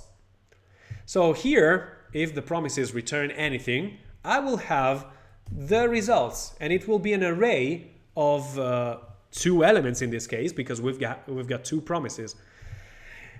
This will work only if we are actually returning something, and here I'm not returning something. Watch out, because get Star Wars data is fetching, is converting the response into a JSON, and then it's going to just console log immediately. Now I want to slightly change the behavior of get Star Wars data. I want to actually return the JSON without printing it. I don't want to print it right away. I maybe want to print everything at the same time, only at the end. So I'm going to actually return the promise that is the result of fetching and then transforming the JSON. Now that I've got the Star Wars data that fetches, transforming to JSON, and returns a promise that will be eventually fulfilled with that JSON, now I can do something like, I don't know, console log these results. I'm going to put it some new line here maybe. Or I can do it like this, if you prefer one-liners. But Prettier complains, so I'm going to add an extra comment to trick Prettier so it does what I want. Okay, so I'm waiting for all the promises to be fulfilled, and only then, with all the results, with the array of results, which are exactly in the same position in which I put the promises. I don't care if planet 1 was retrieved before person number 1. Planet 1 will still be the second element in the array of results, because that's exactly the same position in which I positioned, sorry, the pun, the promise in the array. So the array of results doesn't change the order in which the array of promises was built in the first place. Okay, so let's try this one here. Copying, pasting here. As you can see, there's a promise pending, and the promise pending is actually this promise here. The promise that gets returned from this then. It's a promise that was pending, but then it got fulfilled, and as always, the result is undefined, because at the end, we're not returning anything. We are doing just a console log, and console log returns undefined. So that's why we always have undefined. But as a side effect, we still have things happening. We've got 200 true the headers, 200 true the headers. What are these? These are the outputs of the two get Star Wars people and get Star Wars planets. And at the end, I'm printing the results. And as you can see, the results is an array of two elements. And these two elements are the two person and planets that were retrieved in parallel. So this allows for maximum performance. Instead of having to perform two requests, one after the other, which means that I have to wait for the first request to finish before even starting the second one. Now we can issue those two requests in parallel, and then as soon as they are all finished, we can collect the results at the same time. Hope it makes sense to you. Give me some feedback, guys. Are you still there with me? Too fast? Too furious?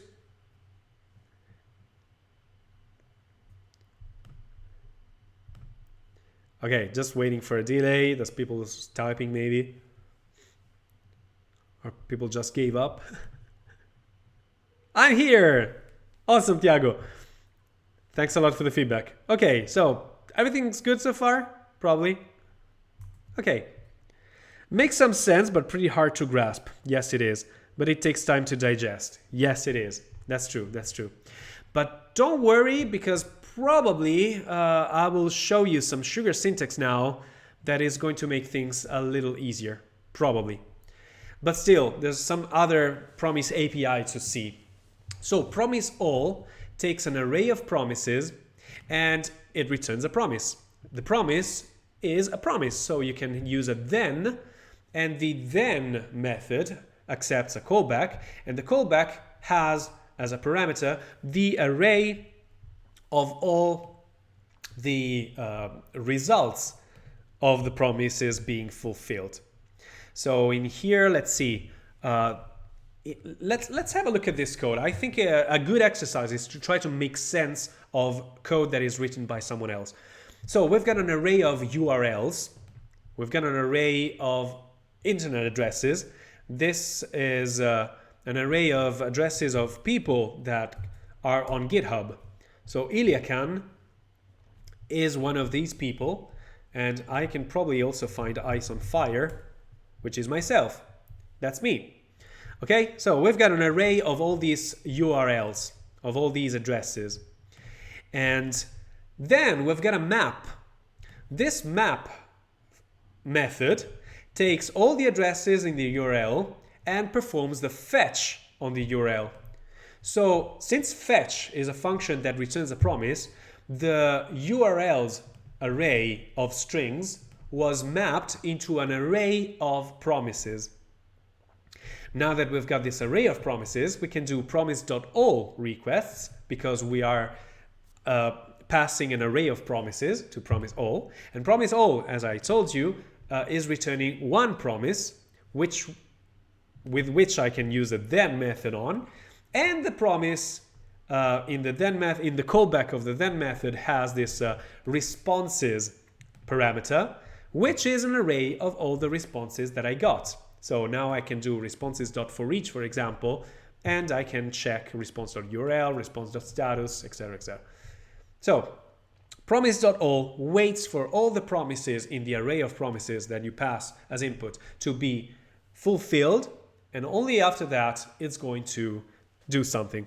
If any of those promises is not fulfilled, so it's rejected, then the promise will reject. So you cannot just do a then, you have to do a catch, which will probably allow you to inspect which promise was rejected and why.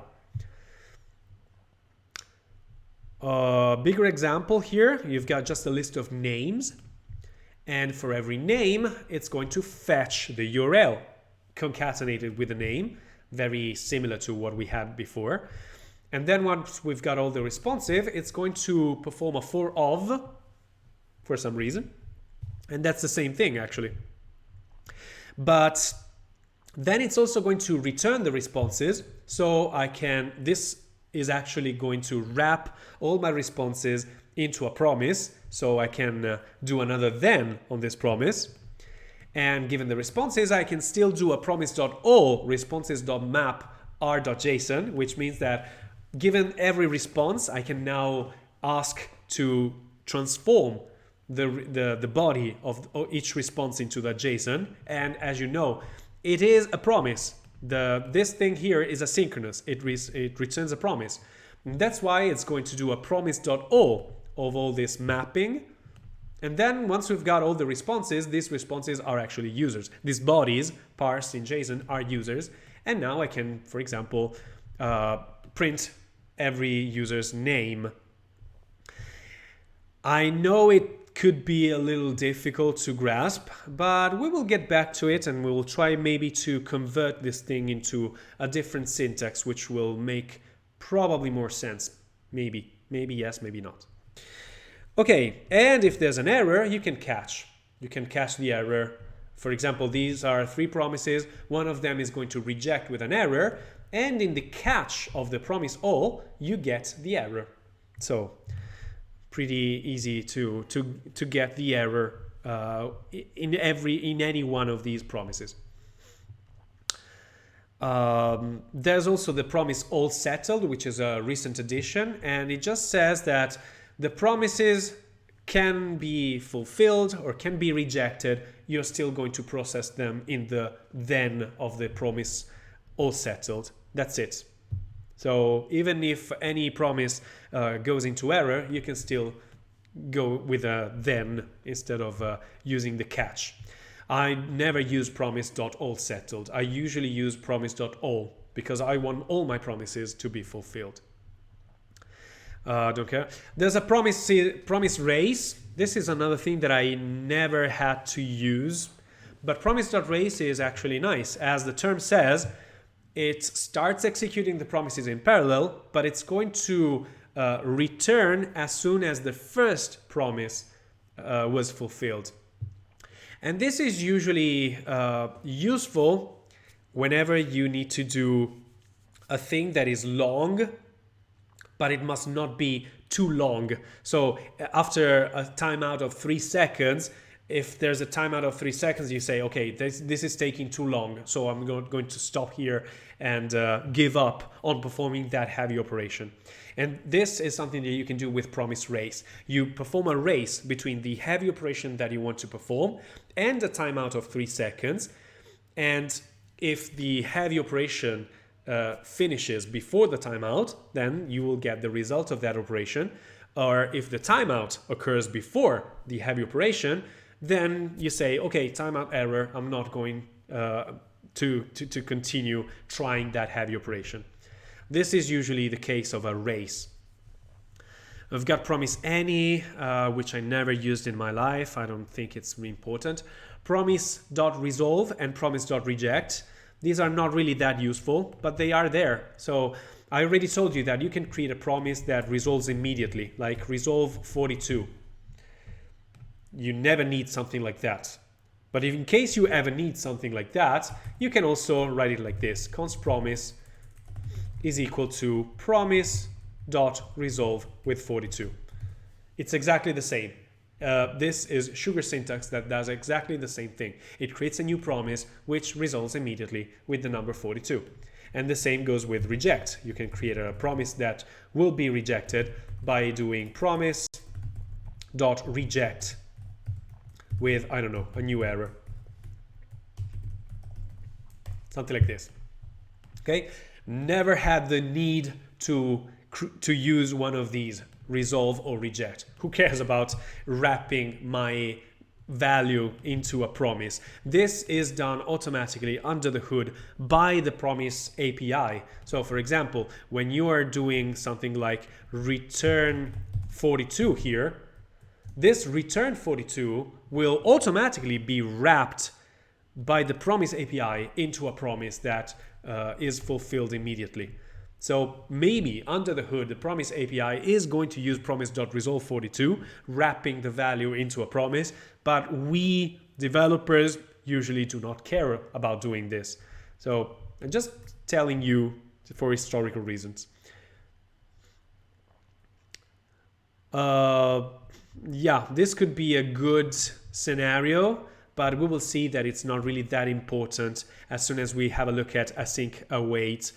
But yes, if you have this function load cached, this is one of those functions that has a cache. So if the cache has already the results given the URL, then you're just going to resolve immediately with the element that you find from the cache. Otherwise, you're going to return the fetch URL, blah, blah, blah. Why should you resolve immediately? Because we are expecting this function, load cached, to always return a promise. Either a promise which is the result of fetching, or a promise which is the result of retrieving the element from the cache. But it usually has to be always the same type, always a promise. And this is where JavaScript could get quite tricky, because you don't have the ability in JavaScript to understand in advance if you are going to return a promise or not a promise, or if you have to wrap the value into a promise, etc., etc. If you're using a statically typed language, maybe some language like TypeScript will say, hey, watch out, because here, if you're doing cache.getURL, you're not returning a promise. And that's strange. So you should probably wrap the cache.getURL into a promise.resolve. But as you will see, it's not really that important nowadays, because we are not even going to use promises like we did so far. There's also promise rejects. And that's it. We already talked about promisification, which is actually not that difficult, right? You just wrap whatever callback-based function you have into a new promise that will reject in case of error or resolve in case of success. And that's it. This is promisification. You can even create a generic promisify function, which is probably the same function that is provided to you by Node.js. Promisify, given a function, is a function that returns a function that, given the arguments, will create a promise that is going to define a callback given the error and the result. And if there's an error, it rejects with the error. Otherwise, it's going to resolve with the result. And it's going to push that callback into the args here. And then it's going to invoke the function. We didn't see this thing, f.call, f.apply, but it's not really that important. This is invoking the function, passing this as this argument. We can do this in many ways. We can do this with arrow functions. We can do this with the bind method. We don't really care about that. But still, it's going to invoke the function with the addition of this callback, and it's doing this inside of a promise. So I don't know if it's easy to grasp, but I would suggest you guys to maybe, as homework, try to come up with your own promisify function yourself and try to understand a little bit how it works. It's actually always a matter of doing exactly the same thing that we did. Where's the promisification of timeout? Oh, okay, here it is. This was a function that was the promisification of the set timeout. So what you should do here is probably to generalize. This delay becomes a promisify, and then you've got the function that you want to promisify, any optional other arguments, etc., etc. And then you just invoke the generic function instead of using the set timeout engraved inside of the function. Something like this. Not exactly this, but something similar. This, of course, as an exercise, is one of those difficult exercises, difficult homeworks that I expect only a few people to really want to try and challenge themselves. Don't worry if you don't want to do that or you don't succeed, because it's a hard one. Micro tasks, I don't even know what is a micro task, but I don't really care about that. I'm thinking that probably this means that whatever complex task you have to do, you can still split it into multiple subtasks that you can perform in separate then handlers. But I don't really care too much about this topic. It's just wording. And then finally, we've got the async await, which is this new syntax, which I love. Pretty new. First we had promises.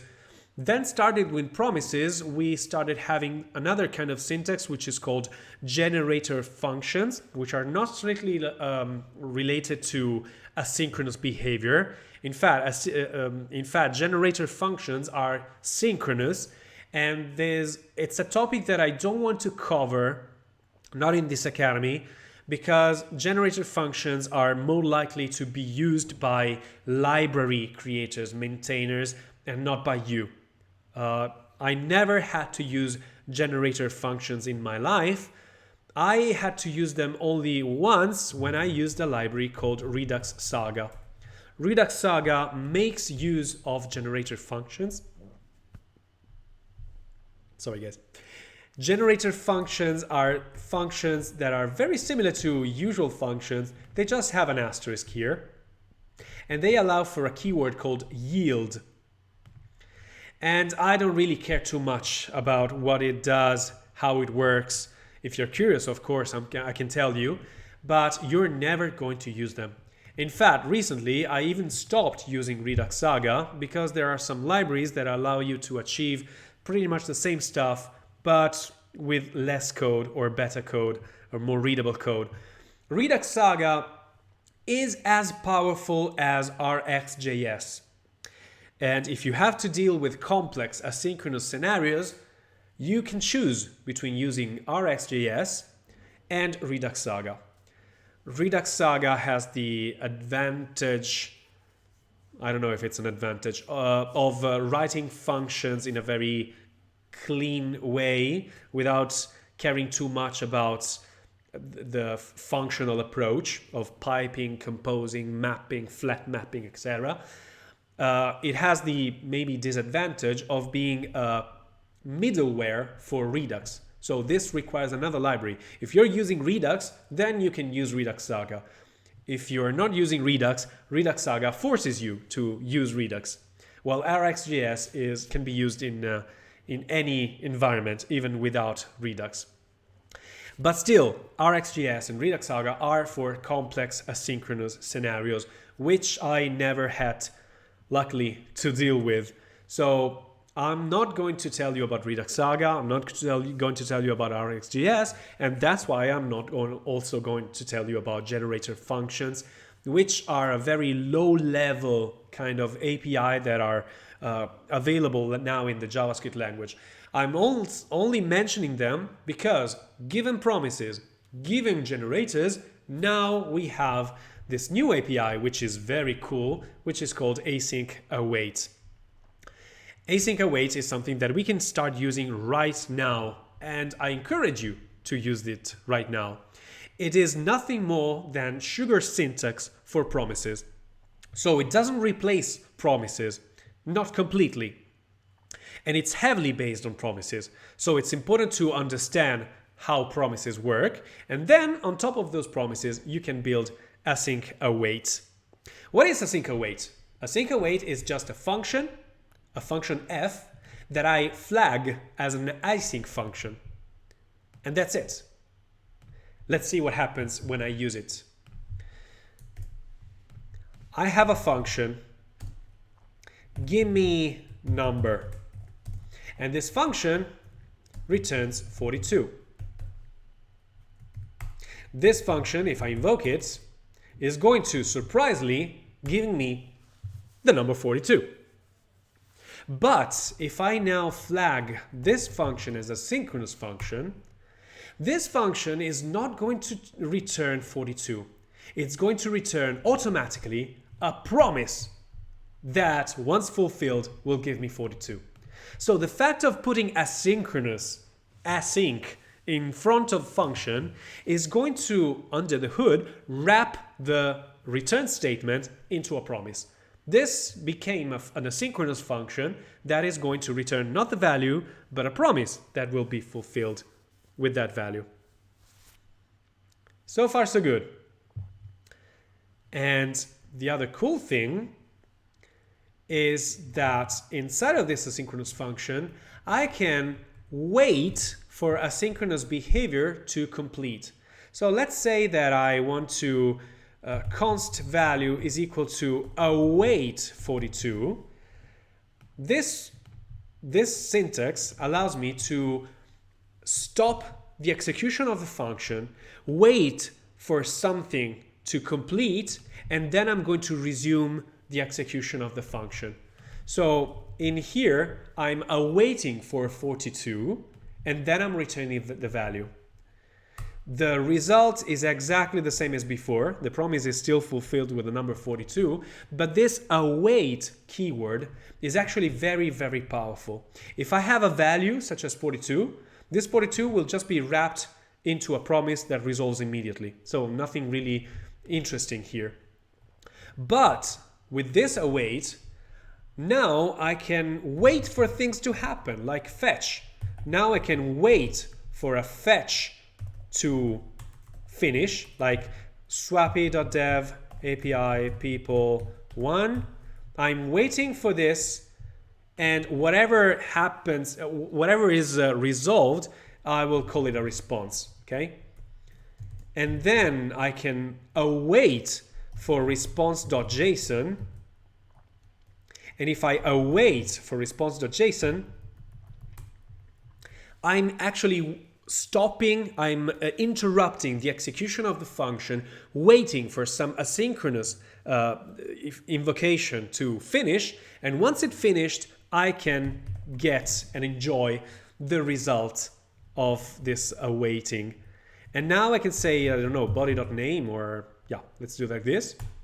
So now give me number is not give me number, actually. It's giving me Luke Skywalker. And it's a promise. It's pending, and the result at the end of the promise is Luke Skywalker. So what is happening here?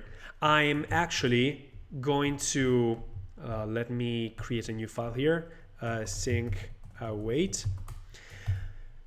Asynchronous functions allow me, through the use of these two simple keywords, async and await, to write my asynchronous behavior as if it was synchronous. Instead of doing a fetch, then catch, try, blah, blah, blah, I'm just saying, hey, stop the execution of this function, waiting for the promise to be fulfilled. And once the promise is fulfilled, I'm going forward with the execution of the function. So stop here at fetch. Did you get the response? Okay, now the response, I will save it into this variable. Let's go to the next line. Oh, wait, I have to wait for something else. Let's wait for the transformation into a JSON to conclude. Now that the transformation is concluded, I have the body, so I can finally return the body's name. And this asynchronous function, as we saw before, is going to return a promise.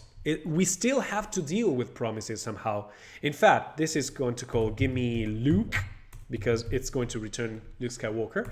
And I can say give me Luke, and then, because this is going to return a promise, then with the name of Luke, I'm going to console log that name. So asynchronous functions do not completely replace promises. It's just sugar syntax for promises, but sometimes you still have to stick with promises. Like in this case, you invoke the asynchronous function, but then once the promise of give me Luke is fulfilled, I still have to use the then method.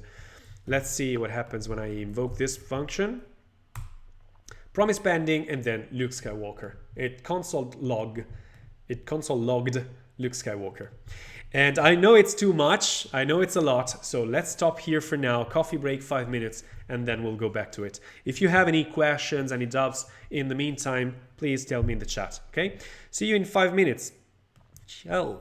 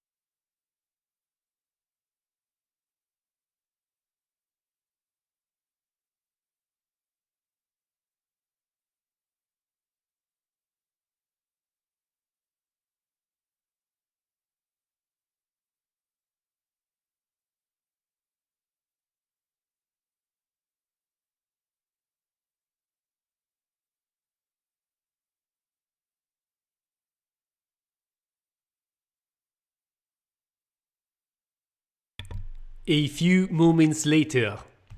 Here I am, back again. So I promised I would have returned and you waited for my comeback. So let's continue. Is everything fine? You're digesting a little bit this stuff? I think that once you understood promises, probably async await is not that difficult. In fact, it simplifies stuff. It simplifies it by a lot. There's other cool things that we can do with asynchronous functions, and we will have a look at them right now. For example, let me just copy this code here. Load script 1.js, 2, 3, etc. So I've got this code which is promise based, right? Is there a way I can write it in async await? Yes, there is, of course. And I'm going to refactor this code right now. The first thing that I need to do, as always, is to wrap my code into a function. Because async await requires a function. Async function, gimme Luke. So I cannot just await stuff without having them inside of an asynchronous function. That's why here I'm going to do an async function, load scripts, and this is a function that wraps everything inside. Okay? So now, how do I convert this promise-based code into async await? It's actually pretty straightforward. It's almost mechanical once you get the hang of it. So you've got this load script, which is an asynchronous function. It returns a promise. And then once you've got this script, let's call it script 1, you load script 2. And then once you've got the script 2, you load script 3. Then once you've got script 3, you console log, I don't know, script 3. Because it's the only script that you can print. You cannot print script 1. You lost it in the stream of data. And the same goes with script 2. But you have script 3, so you can log script 3 if you want. How do you even manage to print all 3 scripts? Well, maybe a way could be to have a variable here, script 1, which at first is null, and then you decide to give it the value of the scripts that you retrieved along the way, and at the end you have the scripts. Or a more difficult way could be to pass the script 1 to the next then. So inside of the chain, you are passing the script, this partial data down the line. But it's actually pretty complicated. Well, with async await, everything is much, much easier. In fact, load script 1.js is returning a promise. And since it's returning a promise, we can await for the promise to be fulfilled. And once fulfilled, we will get the script 1. So as you can see, it's not load script, then given script 1, do something. It's exactly the opposite. It's script 1 is equal to the result of awaiting load script. The code looks like it's synchronous. If I remove the await, it looks like synchronous code. It looks like load script is a synchronous function that returns immediately with the result that I wanted. But it's not. It returns a promise. So I await for the promise to be fulfilled, and then the function execution will stop there, and then it will resume as soon as the promise is fulfilled. Now I've got script 1, and I don't need to do a then. I can just go with the second load script. And load script is an asynchronous function that returns a promise, which will be fulfilled with the script 2. So again, I can do const script 2 is the result of awaiting for load script 2 to fulfill. And then I can do the same with script 3. So instead of loading the script and then with script 3 do something, I can say script 3 is equal to the result of awaiting for load script 3 to finish. And finally, I can do a console log script 3, just like it says here. Not only, as you can see, these 3 variables, script 1, script 2, and script 3, are all available right now in the function. So it's actually pretty easy to also print those two. I can console log all three of the scripts because I have them available there. This is something that doesn't happen with promises. Promises are streams of data, and whatever data you are processing in one of these thens is transformed and passed to the next then, but you're losing the previous value. Instead, with async await, you have all the variables there readily available to you. This is a cool thing about async await. Another cool thing about async await is that you know the catch and finally? Well, how do you transform these two catch and finally in the async await world? Well, you just wrap all the code into a try block, and instead of this catch here, you do a catch block.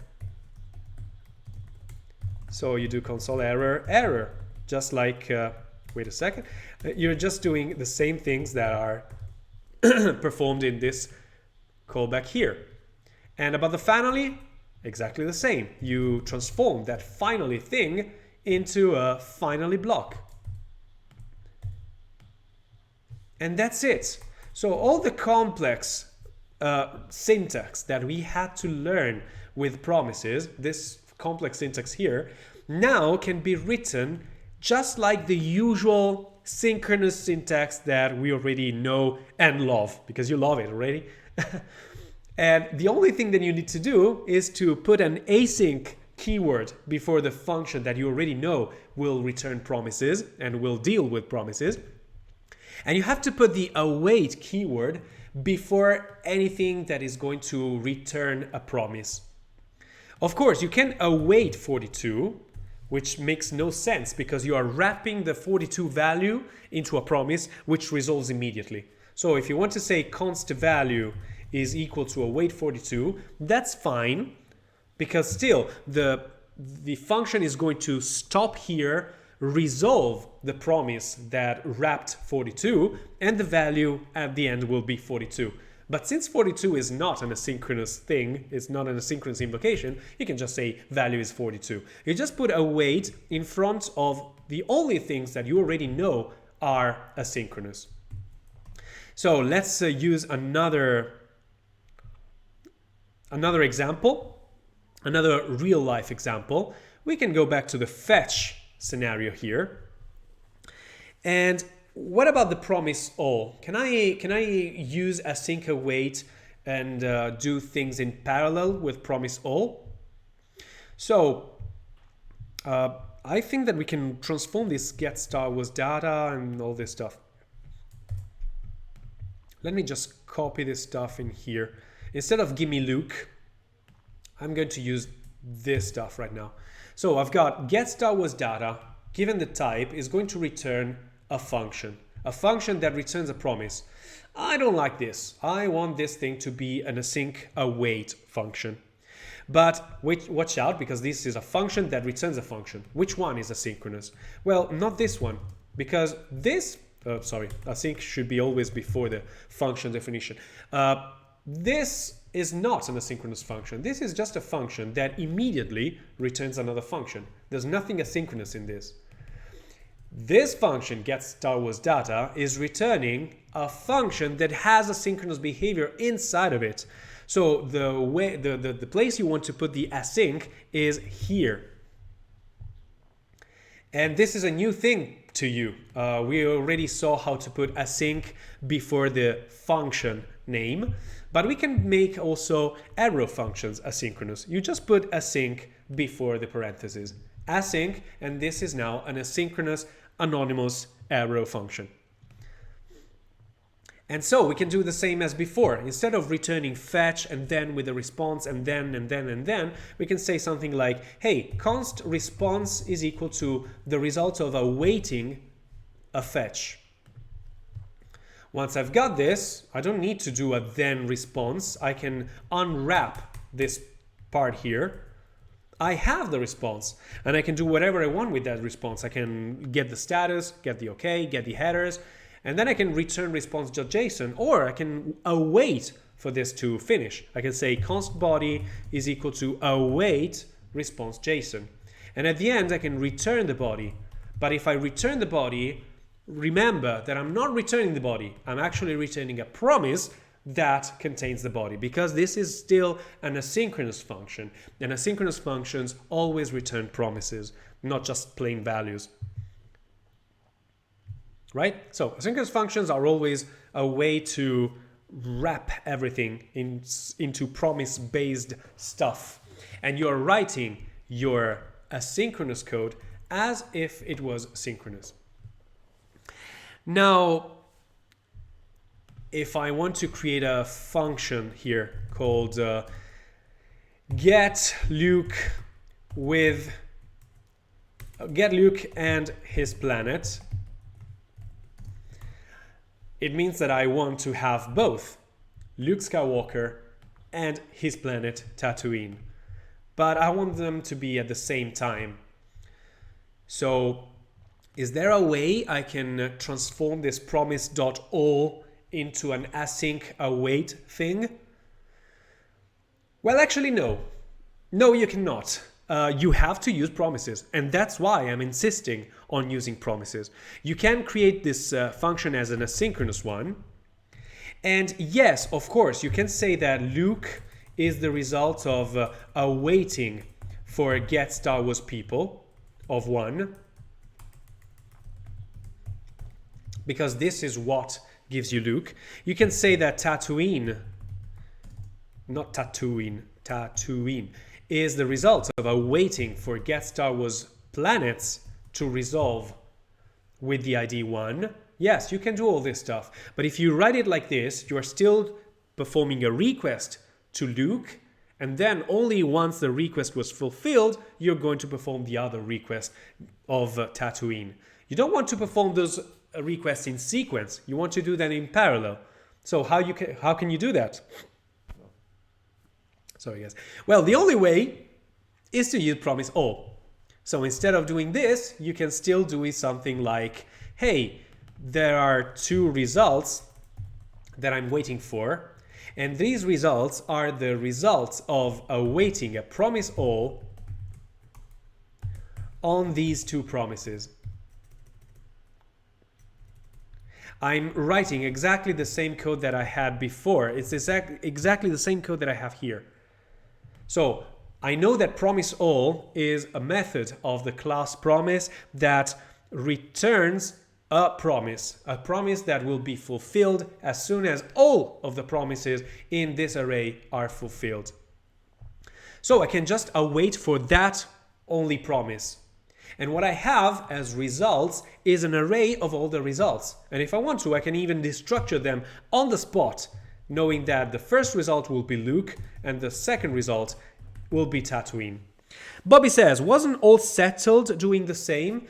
Yes, all settled waits for the promises to be settled, which means either fulfilled or rejected. Usually, you want the promises to always be fulfilled. You don't want to have one fulfilled and one rejected. If there's any rejection, there's an error, and maybe you want to catch this error like this with a try-catch block. All settled instead is going to ignore the errors that you get, and it's just going to continue processing as if no error ever happened. It usually is not the case. Usually if there is an error in between, you just don't want to ignore it. You want to catch that error and deal with it. So I usually use promise.all instead of promise.all settled because it allows me to have more control on the errors. So here I'm going to console error the error as always if I want to. Or I can throw the error away and make it being dealt by somebody else. Prettier automatically formatted my code, and now we've got these 2 promises, one after the other in 2 different lines. But it's exactly the same thing.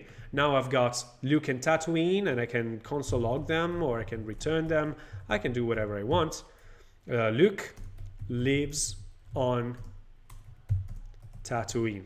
Well, actually, he left Tatooine pretty easily in the movie, but yeah. Okay, so now we don't care about this promise.all then, because we can do await of promise all. And then on the next line, I can do whatever I want with it. Let's try it out.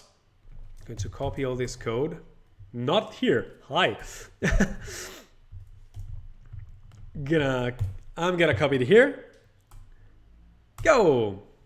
Okay, so nothing happened because this is now a function and I have to invoke this function. So now I'm going to say get Luke and his planet. Go. Okay. I have a promise which was pending, then it was fulfilled. I've got all these extra information that I left in those console logs.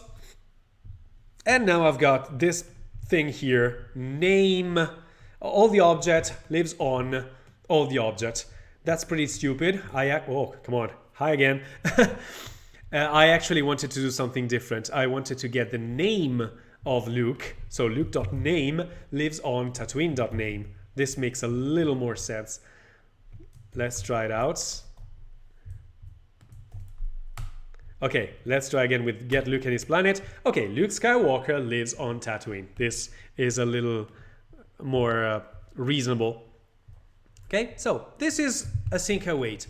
It's a sugar syntax for promises, but it doesn't allow you to completely ignore promises. You have to know that an asynchronous function will still return a promise. And inside of the asynchronous function, if you want to do complex stuff like getting things in parallel, you still have to know at least the promise.all or the promise.race APIs for the promise. You still have to know how promises work. And then you can just forget about promises sometimes and write your code as if it was synchronous with just try, awaits, catches, and finalies. And it's so cool. It's so good to have this kind of power. If you read this, now you really, really hate callback functions because this callback hell is so awful compared to just a plain old try-catch block with just the addition of an await every time I have to stop execution of the function, and with the addition of this async that tells the JavaScript, the JavaScript interpreter that this will be an asynchronous function. There's also another thing that you can do in the developer tools, but this is just a feature of the developer tools in Chrome. Apparently, whatever you write in the developer tools is automatically wrapped into an asynchronous function. So if you want, you can await a fetch here without having to wrap it inside of an asynchronous function. But this is going to work only in the developer tools of Chrome, or well, any developer tools actually. So if I do people/1, it's going to give you a response. You don't even need to do then, catch, etc., etc. And I think that they did this just for the sake of having the ability to debug your stuff more easily. So yeah, you can even write some await code without an asynchronous function in the developer tools. If you try to do this in Node.js, I think it will probably break. But don't take from my word. Let's take the terminal's word. Let's try. I'm going to open a Node.js environment. And now I'm going to say await 42. Is it going to work? No. Await is only valid in an asynchronous function. Okay, so let's create an asynchronous function. You know what? I'm going to create an arrow function because it's easier for me to create. And this will give me gimme number. Okay, this is const gimme number is equal to an asynchronous function that returns 42. Is it correct? Probably. And if I say gimme number, yeah, it returns a promise that gives me 42. And what about if I say give me number is await for 42? It's probably going to give me an error because I already declared gimme number. So let's say gimme number again. And now if I invoke gimme number again, it's still an asynchronous function and the result is a promise that is pending actually because I cannot just await for 42. I also have to return it. So this is actually pretty stupid as an attempt. Give me number once more is an asynchronous function. It is going to create a value which is the result of awaiting 42, and then I'm going to return that value. Okay, this makes a little more sense. Now, if I invoke give me number once more, it's still giving me a promise that is pending, and it's not going to give me the results. Okay, which means that I have to do give me once more, and then, I don't know, console log. And now I see the promise was pending, and now I can see the 42. Okay, so yeah, apparently I was right, meaning that in Node.js and in JavaScript in general, you cannot invoke await outside of an asynchronous function. You cannot just await for stuff. This does not work. Even ESLint complains. ESLint, well, it's telling me that await is not defined, but await 42, unexpected token 42. Why? Because await cannot live if not inside of an asynchronous function. But in the developer tools of Chrome and also probably also Firefox and other browsers, you can still do an await without being inside of an asynchronous function. Is there anything that we should know more about async await? I don't think so. Blah, blah, blah, error handling. You can do a try catch. Oh, they didn't talk about finally, but you can. So that's it. That's it for async await. Then here the topic would be about generator functions, but I don't know. I think I'm going to skip this one because it's not that important. It's an advanced concept. It's actually a very interesting and curious thing, but I think that at this point it could generate a little bit of confusion between async await and generator functions because they have a very similar syntax, but deeply slightly different meaning. So I don't want you guys to be confused. Once you have done all the exercises on promises, once you really understood them, then maybe optionally we can have a look at generators. But as I already told you, in my personal experience, I never had to use generators. Apart from when I used Redux Saga, which relies on generators. But actually, when you're using Redux Saga, you are creating functions that look a lot like asynchronous functions. So you don't even need to understand how generators really work in Redux Saga. It uses generators, but as if they were async await. So let's just skip this part completely. And now we can deal with this last topic, which is modules. Why am I saying last topic? Well, because we already did async. We're now going to do modules. We're not going to do functional because we already did it. Functional was just another slide deck made of two slides, which I already explained during the Easter special. It's something completely optional, and it's all about currying and function composition. So we already did it. And then we've got another slide about JS browser, which I think is completely optional as a topic, because if you're lucky, and I hope you are, because today is the 23rd, and as I already told you, 23rd is a symbol for good luck, at least for Romans, you will never have to deal directly with the DOM, with the browser from within JavaScript. You will do it indirectly with a framework. Sorry guys, but not directly with JavaScript. It's an optional topic, and it's actually part 2 of this javascript.info tutorial. With modules, where we are finally covering all part 1. Part 2 is about interacting with the browser, which I don't think is really that important, that relevant. And part 3 is just additional articles about other stuff redundant stuff sometimes. There's also fetch, the fetch API, which we already covered, and cookies, local storage, curves, Bezier curves, animations, transitions, shadow DOMs, and regular expressions. There's so many things that, of course, we haven't covered yet. But those, as you can imagine, are more advanced and more optional concepts compared to the basics that I just told you about. Instead of going to the browser, I instead would like to show you something about, for example, a framework like React or Vue.js, which is probably more important and more useful to you immediately if you want to have a career in this field. So I think that with today and with modules, the Academy is actually over.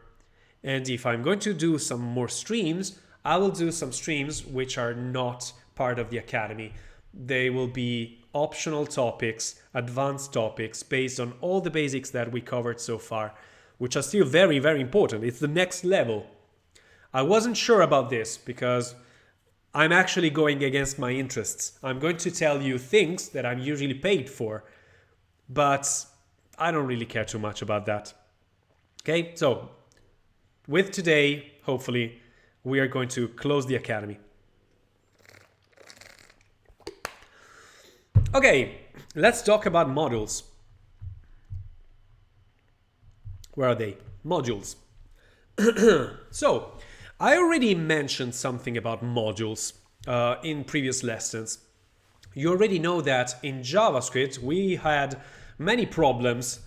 One of them was the fact that if you started declaring a name variable, you were actually overriding an already existing name variable that is in the browser.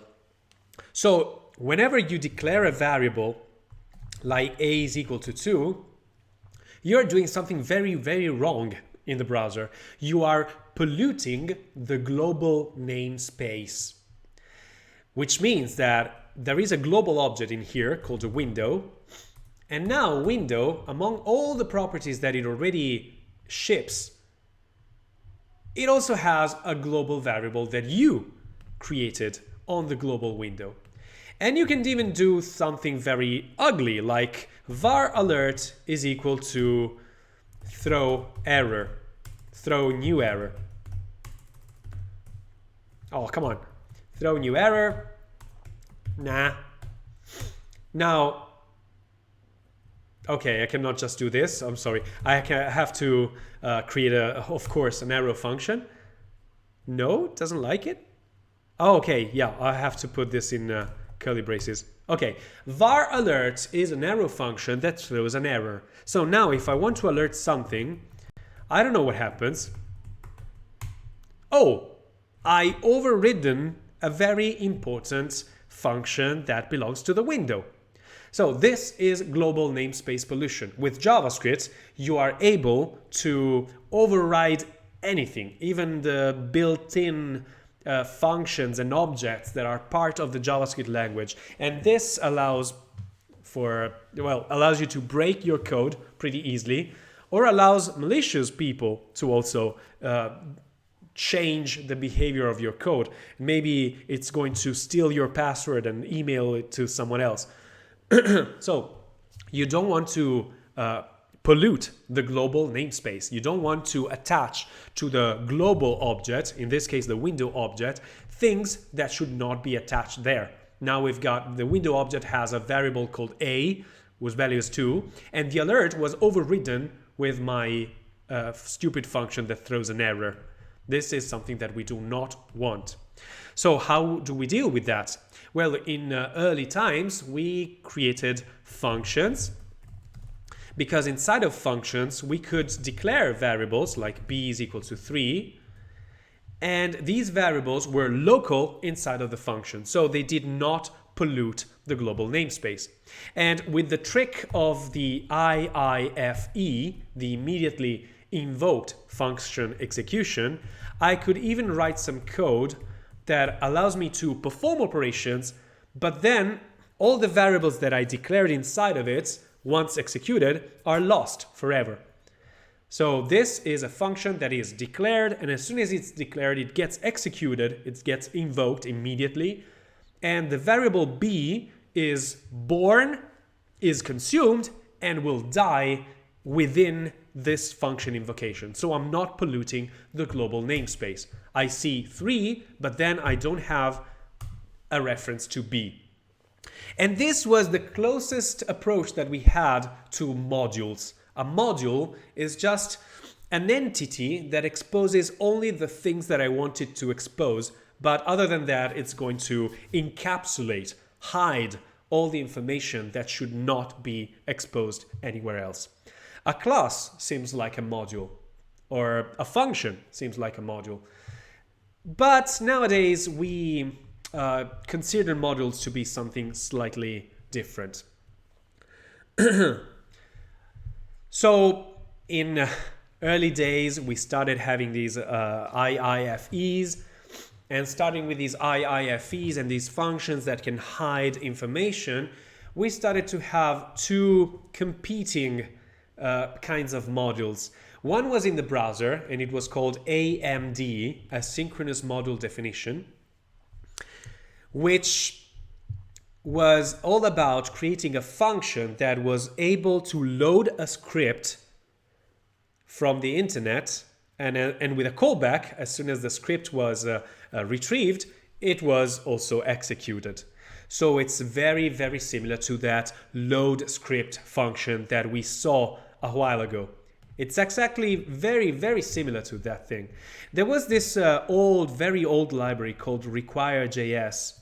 Require.js was a library that allowed you to have this function called require, or Require.js, and you specified an array of dependencies. Usually those were URLs, were addresses of scripts that you wanted to load.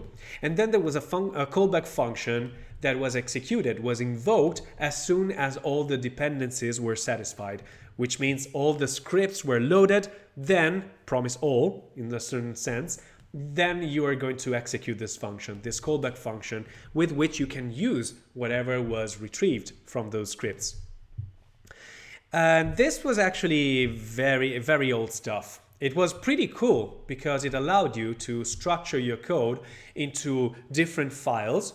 There was a main file which started loading other files, and those files were loaded somehow dynamically. If you didn't need a file, it was not downloaded from the internet. But as soon as you needed that file, it was loaded from the internet, parsed, and then you could use it. But it was also pretty difficult to model this module system with Require.js. On the other hand, in Node, so not on the browser, but on your computer from the command line, Node.js didn't need to require modules in an asynchronous way because the files were already there. You didn't need to download them from the internet. So you can load the files, the modules, the scripts synchronously instead of asynchronously. So Node.js had and has still nowadays another way of declaring and consuming modules, which is called CommonJS. CommonJS is pretty straightforward. No, I don't like this stuff. CommonJS is really, really straightforward. It's all about having a file available there in your file system, using a function that's called require, again, but this function is synchronous, it's not asynchronous. And it returns something that you can use. So let me show you the difference in syntax. New file, modules.js. So with AMD, with asynchronous module definition, which is AMD, we used to have something like this. There was this function called require. Nope. But actually the function was usually called define because it didn't only require some modules, but it allowed you to define a new module based on some dependencies. So here there was an array of dependencies, I don't know, starting from this folder, go to script1, JS, and then also load this other script, script2. And once all these dependencies were downloaded from the internet, there was this callback function which allowed me to define the current module as something that uses these scripts. Maybe these scripts were exposing a variable like module 1 and module 2. And you could use those module 1 and module 2 to combine them into a separate module. This was written inside of a file. So every module started with a define with an array of dependencies, which could be also empty if your module doesn't depend on anything. And then once you have the module ready available, downloaded from the internet and parsed by the JavaScript interpreter, then you could define this module, which was able to also return something. Return an object with name Anthony and age 38. And whatever you return from this module was the thing that was passed as a parameter in other modules that were depending on this one. So this is the old style asynchronous module definition that we have on the browser. So this is mainly for the browser. You could use this on Node.js, but it would be stupid. And this is what we had on the browser. I'll say also old style. We're not going to use this AMD anymore. Then we've got CommonJS. CommonJS is on Node.js. Is performed from the command line on the server side, not on the browser. And this is still relevant nowadays. And the only difference here is that in Node.js, the files should not be downloaded from the internet. They are already there. The modules of your system are there. You already define them in the same file system. So what you can do is instead to say const module1 is equal to require given script1 JS, and const module2 is equal to require of script2 .js. That's it. There's no need for asynchronicity. Can we say that?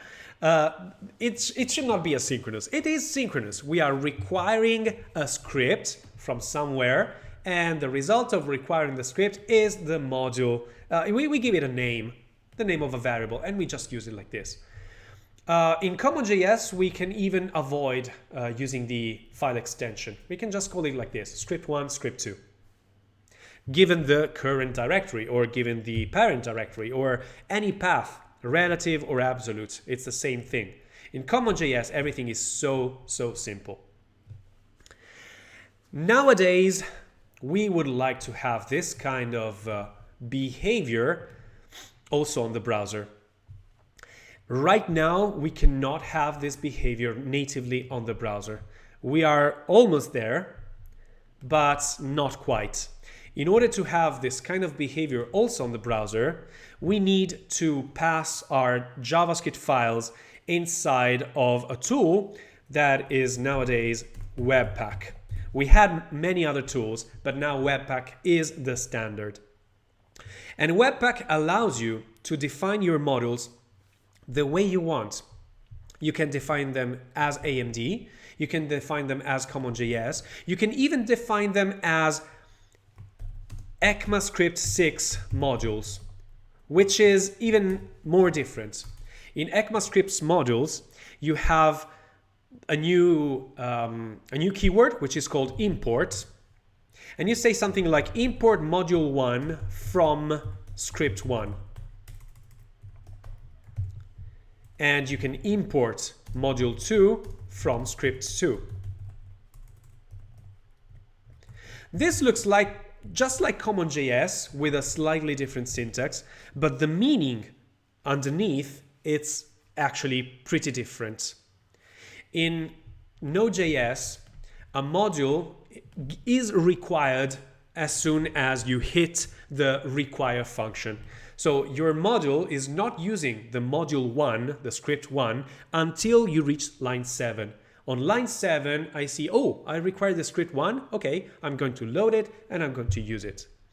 But on the browser, you cannot do this. You have to retrieve these things from the internet before you will be able to use them. So instead of retrieving the things at runtime, just like AMD does, Webpack, using ES6 modules, does a slightly different thing. At design time, while you're programming things like you are importing modules. Then you compile your code, you transpile your code actually, which means compiling from a high-level language to the same level language. When you compile, your different files are all bundled together into a single file. So you are designing your code as if it was multiple files, but when you compile, the result is actually being one huge bundle which contains all of your code. Which means that you don't even need to load resources from the internet. Once you downloaded the whole bundle, you have all the code ready available to you. So that's the huge difference with ES6 modules. This is called static loading of modules, or static, I don't know if there's static module loading. Or static module definition, because you are defining those modules, but it doesn't mean that you are actually importing these modules at runtime. You are importing these modules at compile time, and then at runtime, all the modules are actually bundled in the same file. This way, this ES6 modules should be the new standard. Node.js doesn't fully support this new standard. There are some problems, some issues in converting this syntax, the CommonJS syntax, into the ES6 module syntax. So this means that if you want to use import from etc. in Node.js, you have to either execute Node with a special flag that says enable this experimental feature of using ES6 modules, or you cannot just use Node.js, you have to use something like Babel Node. You remember Babel? Babel was this tool that allowed you to convert a language into another language. And Babel is pretty good, and we are using it every day when you are using frameworks, because we are writing the the bleeding edge version of the language, and it gets compiled into an older version of the language. Well, with Babel Node, this kind of tool, we can create code that uses import from etc. and will be converted into Node.js compatible code. Or I can give you a small glimpse on the future. The same creator of Node.js was really happy with the result of Node.js, but also found out that there are some issues in Node.js. For example, those functions that rely on callbacks, maybe they should be promise-based. Or he really likes static typing, so he wants to support static typing, so also TypeScript, inside of the new version of Node.js. He doesn't want to just deal with plain JavaScript. And he also likes ECMAScript modules, so he just wants to get rid of CommonJS and use ES6 modules also on Node.js. This way we will have a standard way of dealing with modules both on Node.js and on the browsers. But those differences are so important that you cannot just create a new version of Node.js with those differences. And there are people who really like Node.js as it is. So the author of Node.js created a fork of Node.js, and he called it Dino, which is Node, but inverting the syllables. Dino is probably the next Node.js. It's probably not ready for production, so I'm not going to explain Dino to you today. Maybe next year, maybe in the next academy, I'll stop using Node and I will start using Dino. But right now, Dino is not production ready as far as I know. You can try it out, you can fiddle around with it, but I wouldn't use it nowadays for real world applications. And Dino behaves in a way that is similar to Node.js, but as you can see from this piece of code, it has some differences. It uses the import from syntax. The package manager is also pretty strange because instead of importing the name of the library that you want to use, you can import directly from the URL of that library. And as you can see, it already uses the async await syntax, even outside of an asynchronous function. So there are some differences. And what I don't see here is the use of TypeScript. The only thing that I see here that is slightly related to TypeScript is that this guy is importing server.ts. TS is the extension of TypeScript, unlike JS, which is the extension of JavaScript. So it is TypeScript ready. It uses await at the top level. It uses the import from syntax, and here it's destructuring something from the model. And it's probably going to be the next version of Node.js. But right now, we cannot just use it, and we're going to still use Node.js and the common JS syntax. There's also historically a very old thing which is called UMD. UMD, which means Universal Module Definition, was a way to define your modules so they were compatible with any environment. Node.js, so common JS, AMD if you are using require.js, or even global variables if you didn't support any kind of modules. And UMD was just a strange kind of thing that we had to write on every one of our modules. It was something like this. In UMD, Universal Module Definition, which is similar to asynchronous module definition, but this is universal because you can define modules in any way you want, asynchronously or in common JS or with global variables, however you want. And this was all about creating the function like this one, function module 1, module 2. And you did whatever you wanted inside of this function. And then you just wrapped this function into an IIFE, into an asynchronous, into an immediately invoked function execution. And you invoke this function in a special way with a lot of code that allowed you to use this function in multiple environments. I actually don't remember exactly how it was, so let me just check one of these examples. Maybe this one? Or no, wait a second. Yeah, it's similar to this one, but let's see, maybe this one? Nope, this is still, let's see, this one?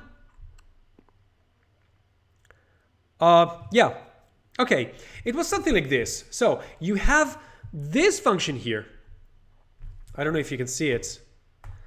You have this function here, which is the function, your module. You can write whatever you want inside of this function. It is your module. And then you wrap this function into all this hat here. This is an IIFE. This is a function, an anonymous function, that as soon as you declare it, you also invoke it. And this function is usually called, no, it's just a function that uses your function as a factory function. So that's why you see factory here. And this function had a bunch of if-elses. It said, if the conditions are such that I'm using AMD, then I'm going to export this module as an AMD module. So define, give an export and B, invoke the factory function. Otherwise, if we are in a common JS environment, and I can get it from the fact that there's an exports object with a node name, etc., then I'm going to invoke the factory function in a different way. Otherwise, I'm not in AMD, I'm not in common JS, I'm going to use it as browser global variables. It's actually pretty complicated here, but the only thing that we developers had to do was to write our code and then wrap it into this thing here without even understanding what it means. We had our code and we wrapped it into these two things. And it just worked. And there are some libraries out there that still use this kind of trick.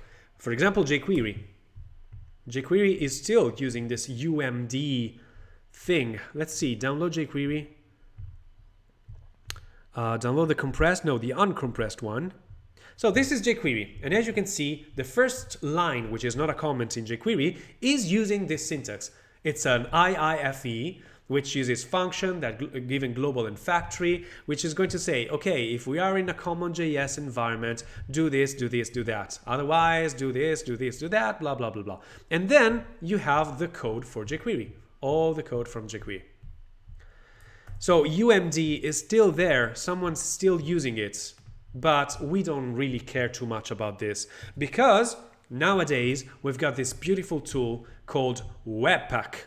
This is the new thing, the next best thing that we have. Webpack allows us to create modules as we want. We can create it as AMD, CommonJS, ES6 style, and Webpack will digest them all the same and will create this bundle together.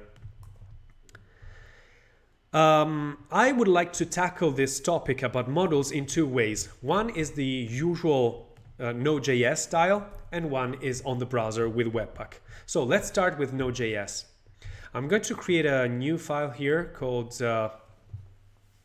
CommonJS. CommonJS.js. CommonJS.js is the file in which I'm going to write some Node.js code. In CommonJS.js, I can import another file as if it was a module by just doing something like this. I can create a new file here. You know what? I'm going to do a CommonJS folder, so it's cleaner. And this CommonJS folder, I'm going to put it here inside, and I'm also going to call it index. Okay, sorry for this quick refactoring, but now I've got CommonJS as a folder, and inside of it, I've got index.js. This will be my main module. And then I want to have a module that can be retrieved and required, imported in this main module. So I'm going to create a new file here called calculator.js. And this is the module that I want to define and then expose. The calculator module is just a JavaScript file. But in Node.js, every file is considered a module, which means that anything that I write inside of this file is not visible from outside of this file, unless I expose it explicitly. So calculator could have a function called sum, given a and b, the usual, return a plus b. But this sum function will not be available in index.js. Unless I do a specific thing. And the specific thing that I have to do is to override an object that is implicitly provided in Node.js, and it's called module.exports.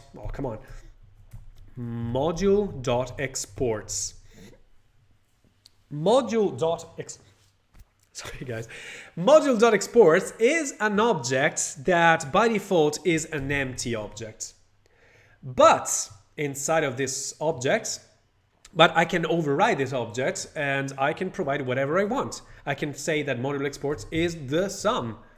Or I can say that module exports is an object that contains this sum. And it can also have pi, for example. Let's say const pi is equal to 22 divided by 7, which is the approximation that I like. And here I can expose also pi. So I'm saying that this file is a module. This module has pi, it has sum, and I'm also exposing both pi and sum as two properties of this module that I can reuse somewhere else, elsewhere. So far so good? Hopefully. In index, if I'm running Node.js, I can get a reference to this calculator module, and I do it like this. Require, given the path of the calculator, which I very slyly put in the same folder because it's easier to get. And then whatever is the result of this require will be my module, and I can call it as I wish. I'm going to call it calculator, but I can call it however I want, of course. And then inside of here, I can console log pi, or you know what? I can do console log of calculator.sum of calculator.pi and calculator.pi. So I'm summing pi with itself for some reason. There's no real reason for that, but I'm showing you how you can access methods and attributes of the calculator object pretty easily. So as you can see, it looks like an object that has properties and has methods. And that's another reason why classes are not that important in JavaScript. Because if you're using modules, modules are exposing objects which have properties and have methods, and you don't even need to instantiate them from a class. There is, of course, some difference. In fact, a class allows you to define multiple objects, multiple instances of the same class. Well, this module calculator is only one. If you require calculator once again, you will not get a new instance of calculator. You will get a reference to the same calculator that you required once already. This is a behavior that in object-oriented programming is usually called, associated to a pattern called singleton. Modules in CommonJS are singletons, so they are unique objects. And if you want to have two objects of the same kind, you have to do something else. For example, instead of returning an object, you can return a constructor function or a class, which allows you in the index.js to instantiate a new instance of that class or of that constructor function. So you are allowed to avoid singletons, but by default, singleton is actually pretty easy to achieve.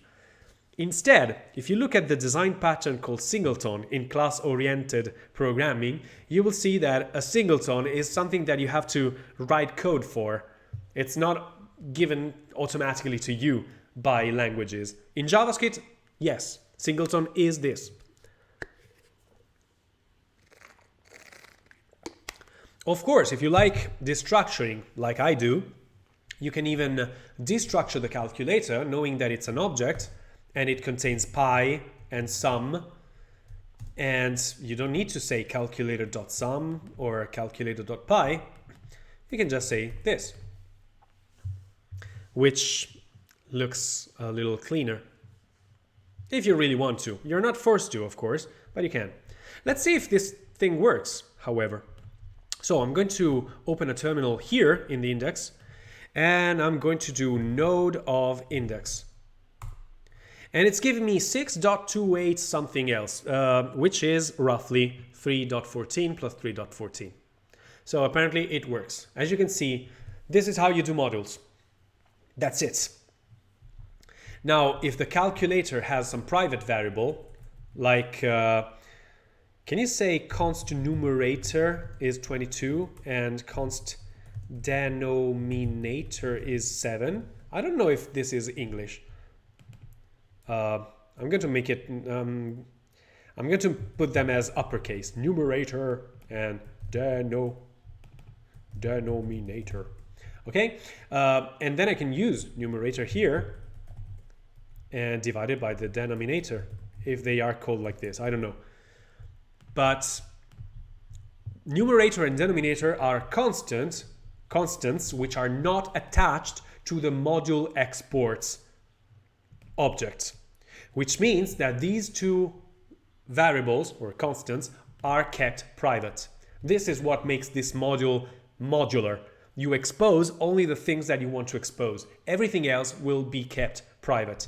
Index is not able to get the numerator. If I check what is the value of numerator, let's see what is the value of numerator. Undefined. Of course, because numerator was not exposed in the module exports. So if I'm trying to destructure a numerator from my calculator, it has no value. Okay, so this is how you do modules in Node.js. Nothing more than that. The only thing that I can tell you a little more is that, well, you can require local files because you are designing your application as multiple files that can be required from each other. But you can also require files that were not created by you. Maybe files that were created by some library creator. For example, we could have the need to use Lodash. Lodash is a library that we can import in our projects, and it will give us very nice methods here. I don't know if there's a method that could be useful for us. Oh, wait a second. There's a method called curry, which curries our functions. Nice. There's memoize, which allows us to memoize our functions. You remember? And we have lots of functions here. We've got math functions, object functions. You know what? Instead of using Lodash as always, I'm going to use instead a library for dates because we didn't use too much. I know that there's a library called date functions, and maybe you could use that. This is a library that allows us to use dates in a very easy way. So maybe you can use this library. Makes more sense right now because dates are still a pain in the butt to deal with in modern JavaScript. So, okay, yeah, let's try. So if I go to the getting started, the code that I see is using the ES6 syntax, import something that was destructured from date functions. And date functions is not a path. It's not /date functions. It looks like just the name of the library, and for a good reason. But this is ES6 syntax, which is not available in Node.js, not right now, not by default. So you cannot just use this thing. But in Node.js, we can use it with require, which is almost the same. So as you can see, installing packages for Node.js is as easy as saying npm, you remember the Node package manager, install, and then you use the name of the package that you want to install. And then there's an optional flag which allows you to persist the fact that this project depends on this library, and it's going to be put in the package.json. We already know this stuff because we already did it here. When we installed ESLint, we installed ESLint as a dev dependency, and it appeared in here. And I think we can do the same here, although we will probably have some problems along the way. Maybe we can try to make this common.js folder as a separate Node.js module. So I'm opening again common.js on the terminal, and I want to initialize this folder as a Node.js project. And I'm going to do it with npm init. You remember? Npm init is going to ask me multiple questions, and at the end of those questions, it's going to create a file called package.json, which describes the projects and all its dependencies and all the scripts that I can invoke on this project, etc., etc. npm init, enter. And now the list of questions, which I don't really care too much about. So I'm going to press enter to anything it asks. The name is, yeah, common.js, that's fine. Version 100, okay. Description, none, I don't care. Entry point, index.js is fine.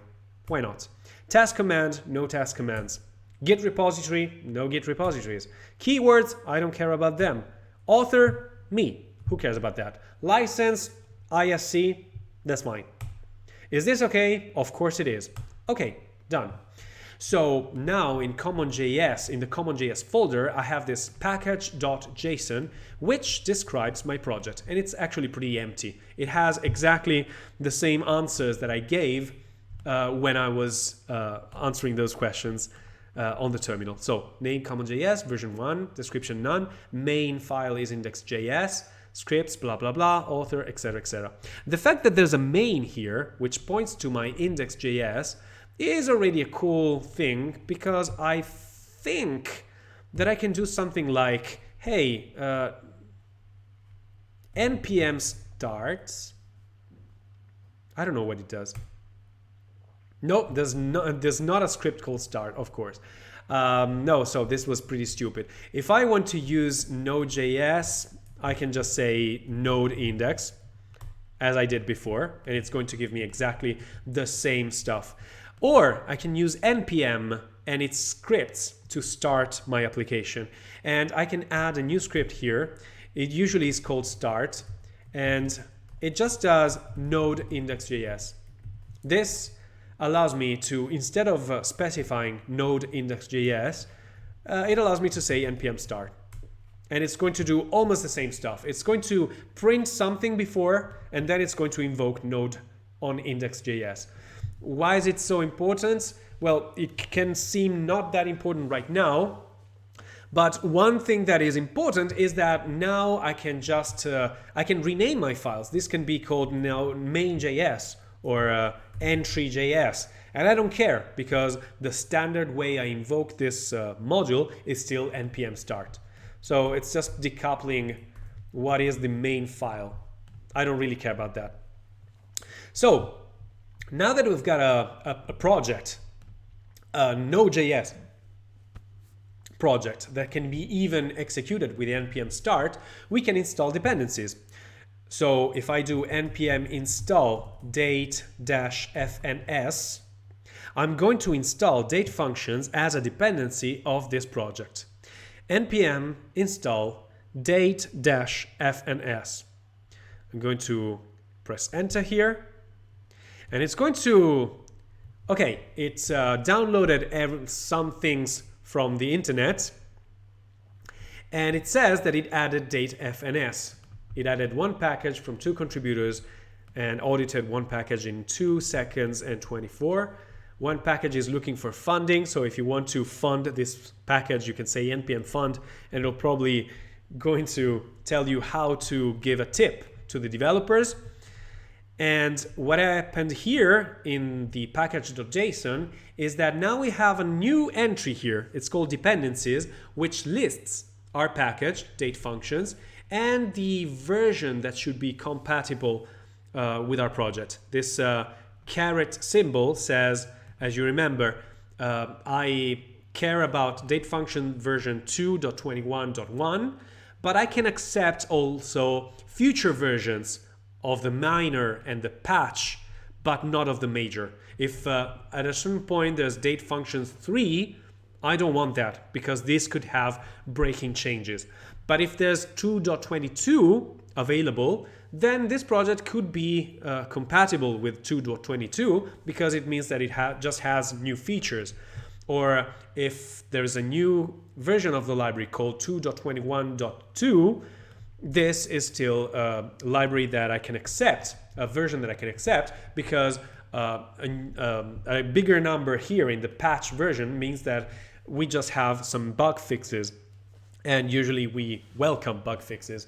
So there's a whole syntax here called semantic versioning, semver, which is part of this whole package.json syntax. And we also have a new file here called package lock, which is a JSON file that locks the version of the libraries that I downloaded. For example, here I'm saying that for date functions version 2.21.1, I'm using this file here that I downloaded from the internet. And it was exactly the same version, apparently. And of course, we've got also node modules, which contains all the libraries all the dependencies of my project. In this moment, apparently the only dependency that I have is date functions. So just one.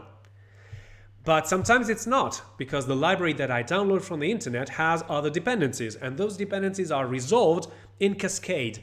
In fact, when we installed ESLint, in the node models, we didn't find only ESLint, we saw all of these models, which we don't even know what they are. But apparently they are required directly or indirectly from ESLint. And this is automatically resolved by Node.js. Date functions is a very small package which doesn't have any requirements, as you can see. Node modules only contains date functions.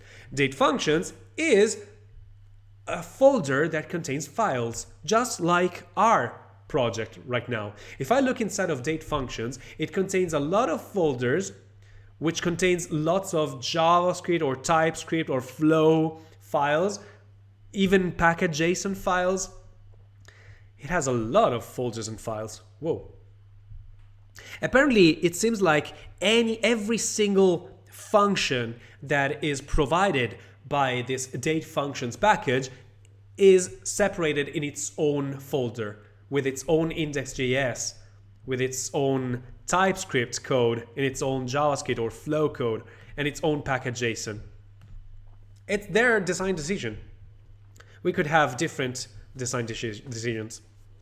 But still, date functions has an index.js, and the index.js is probably the file that lists all the available functions that were imported in this module and are exported from this file that serves as an entry point. You don't even need to know all these folders. You get all the functionalities available from the index.js. The index.js is probably also stated as the main, let me see, blah, blah, blah, main index.js.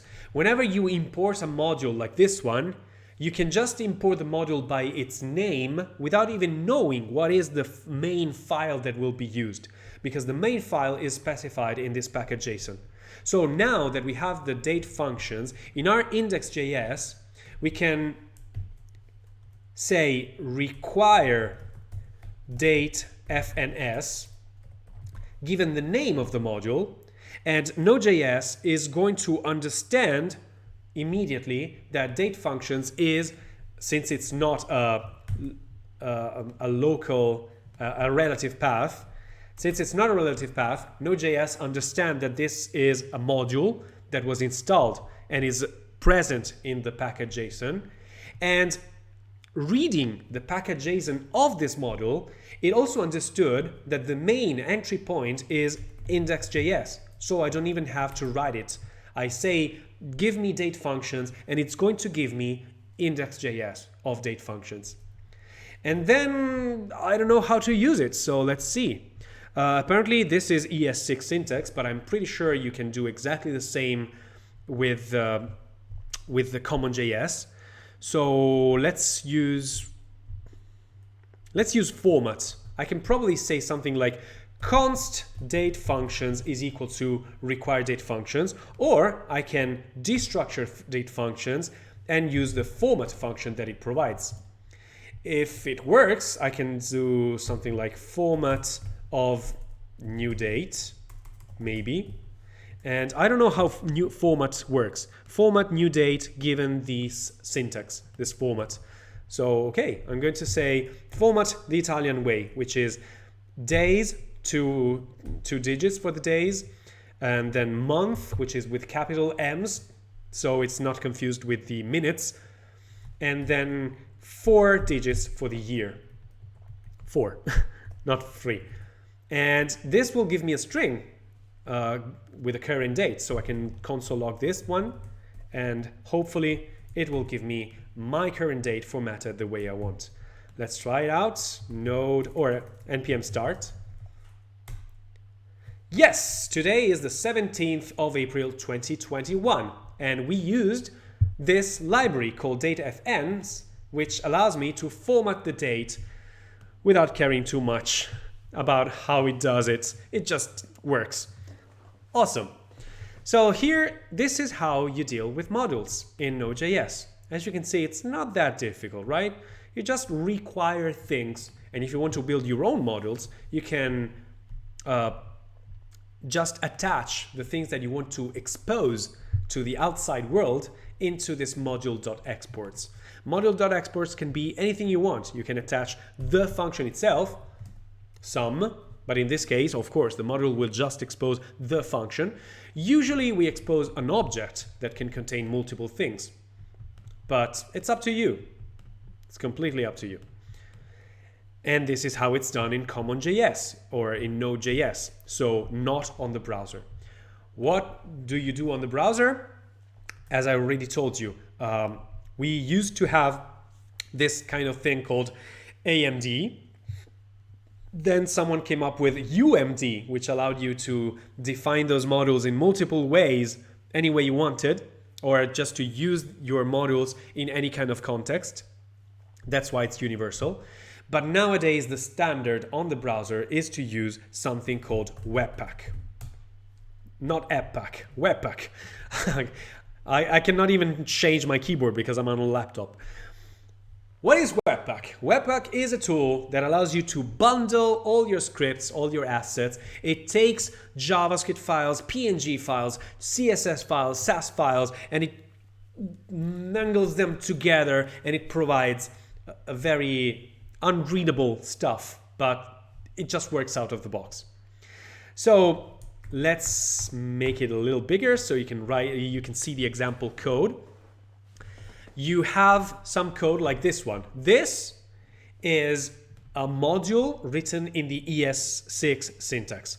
So you've got this keyword called export, and you also have this optional keyword, which we will see, called default, and you are exporting a function called bar.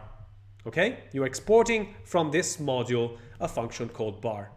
And in the index, you are importing that same function, and then you are invoking that function. So it's just exactly the same thing that we saw so far with CommonJS, but with a slightly different syntax in which we use import and export. And then you pass this stuff through Webpack, which can have an optional configuration, but it also has some default configuration, so you don't really need to write a configuration. In general, you need to write a configuration because the default one is not good enough. But still, yeah, you can use Webpack without configuration. And, it says without config or provide custom config. The configuration is usually a Node.js module. So as you can see, this configuration is using require to get a module that is part of the Node.js. So there is a module called path, which is part of Node.js, which allows you to concatenate paths together in a convenient way without using string concatenation. But you can still not use it if you want to. And then, as you can see, it uses module exports. So it is exposing an object that contains multiple properties. The entry is source index.js. The output has a path, which will be a folder called dist in the current directory. And the file name, the output file name, will be called bundle.js. So the input is start with index.js, and index.js has a reference to bar.js. So these two files will be bundled together starting from index.js, and the output file will be only one. It will be called bundle.js, and it will be located in a new folder called dist. So once you have all this in your HTML page, you can have one script tag that is pointing to that bundle.js file inside of the dist folder, and that's it. You have everything you need. Shall we try? Let's try. So as we created CommonJS, I'm also going to create another folder here, which is called, Webpack. In this folder, I'm going to create, again, a Node project, because a Webpack project is still a Node.js project. As you can see, the configuration in Webpack is a Node.js module. So we still need Webpack. So I'm going to open a terminal from here, open terminal. I'm going to init a new project, a new Node project. And I'm going to go with the standard answers. Yes, yes, yes, yes, yes. And now Webpack is not only a folder, it's also a Node.js module. So now we can install Webpack as a tool. How do I do this? npm install Webpack. Since Webpack is going to be used at compilation time and not at runtime, I usually also add a save dev, which just allows me to list Webpack as one of those dev dependencies, which makes no sense nowadays. It's exactly the same having dependencies and dev dependencies in the same collection. But I think it's cleaner to just keep them separate. So it's just a convention. npm install webpack -- save -dev. And this is going to download. No. Okay, it's refusing to install Webpack with the name Webpack. Because my folder is called Webpack. So no, I have to call it differently. I'm going to call it ES6. Because we are dealing with ES6 modules. Let's see if this works better. Still no. This is not called Webpack now. Okay, it's probably becoming pretty stupid, and I'm going to try again. Okay, not here, not like this. Oh, wait a second. The problem is with the package.json. Package.json has a name called Webpack, so I have to call it ES6 or something else. Watch out, because it's not only the name of the folder, it's also the name of the project that I specified. Of course, npm is saying I cannot install a module called Webpack inside of another module called Webpack. Please change the name. So let's try again. npm install Webpack. And now I also have the dubbed that the module is not even called Webpack. Maybe it's called Webpack CLI. So let me just check. I'm probably wrong, but let me check.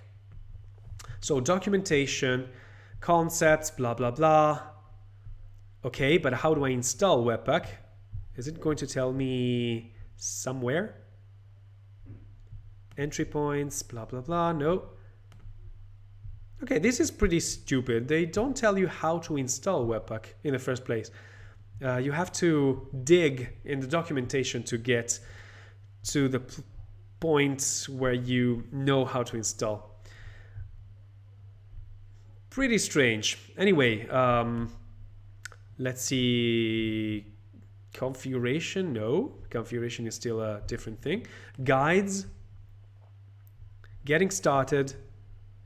Okay, finally we got it. So they are asking us to create a directory called Webpack demo. And we are CDing, we are getting inside of that demo. We are initializing the project, and this -y is just going to say yes to every question. And then, as you can see, we have to install two packages, not one, Webpack, but also Webpack CLI, command line interface, which will give us the commands that we can issue from the terminal. And apparently they also use save dev. Okay, so I'm going to install Webpack, but also Webpack -CLI, save dev. And this is working. Okay, it's taking a lot, so I'm going to continue here. And now then we've got to create an index.html, which will have a link to that script. And we will have our source directory with our index.js. This is something that we can do straight away. So apparently I need to create a folder called src, which contains our source files, for example, index.js. And I'm also going to create another file called module, because this is the model that we are going to import from within the index. And then in ES6, I'm also going to create an index.html, which is the file that will contain the compiled JavaScript. So I'm going to do the usual trick of using an exclamation mark and have everything already available like this. ES6 modules. And in the body, if you remember, I can create a script. And the script is not src index.js. This is the source code. But Webpack is going to transpile my code, and it's going to put the code in a different directory, which is called dist. And by default, we can call this JavaScript file bundle. The bundle that has all my source code compiled and bundled together. So this is what we have. Now we can create some code. So for example, module.js can have we can try to transform the things that we already had in CommonJS into ES6 syntax, so you can see the differences. We had a const pi, which was 22 divided by 7. Or if we want to be stricter, we had a const numerator, which was 22. And we had a const denominator, which was 7. And then we had a constant pi, which was numerator divided by denominator. The cool thing about this new ECMAScript 6 syntax is that you are not forced to create this empty object in which you put things inside. You can just export things one by one. I just export this constant and it's fine. Okay, ESLint is complaining, but it's complaining because the configuration of ESLint says that we are going to only write Node.js modules, and it's not like this anymore. ESLint says, hey, you can use import and export only if source type is module. So I probably need to also change the configuration of ESLint so it will accept this syntax.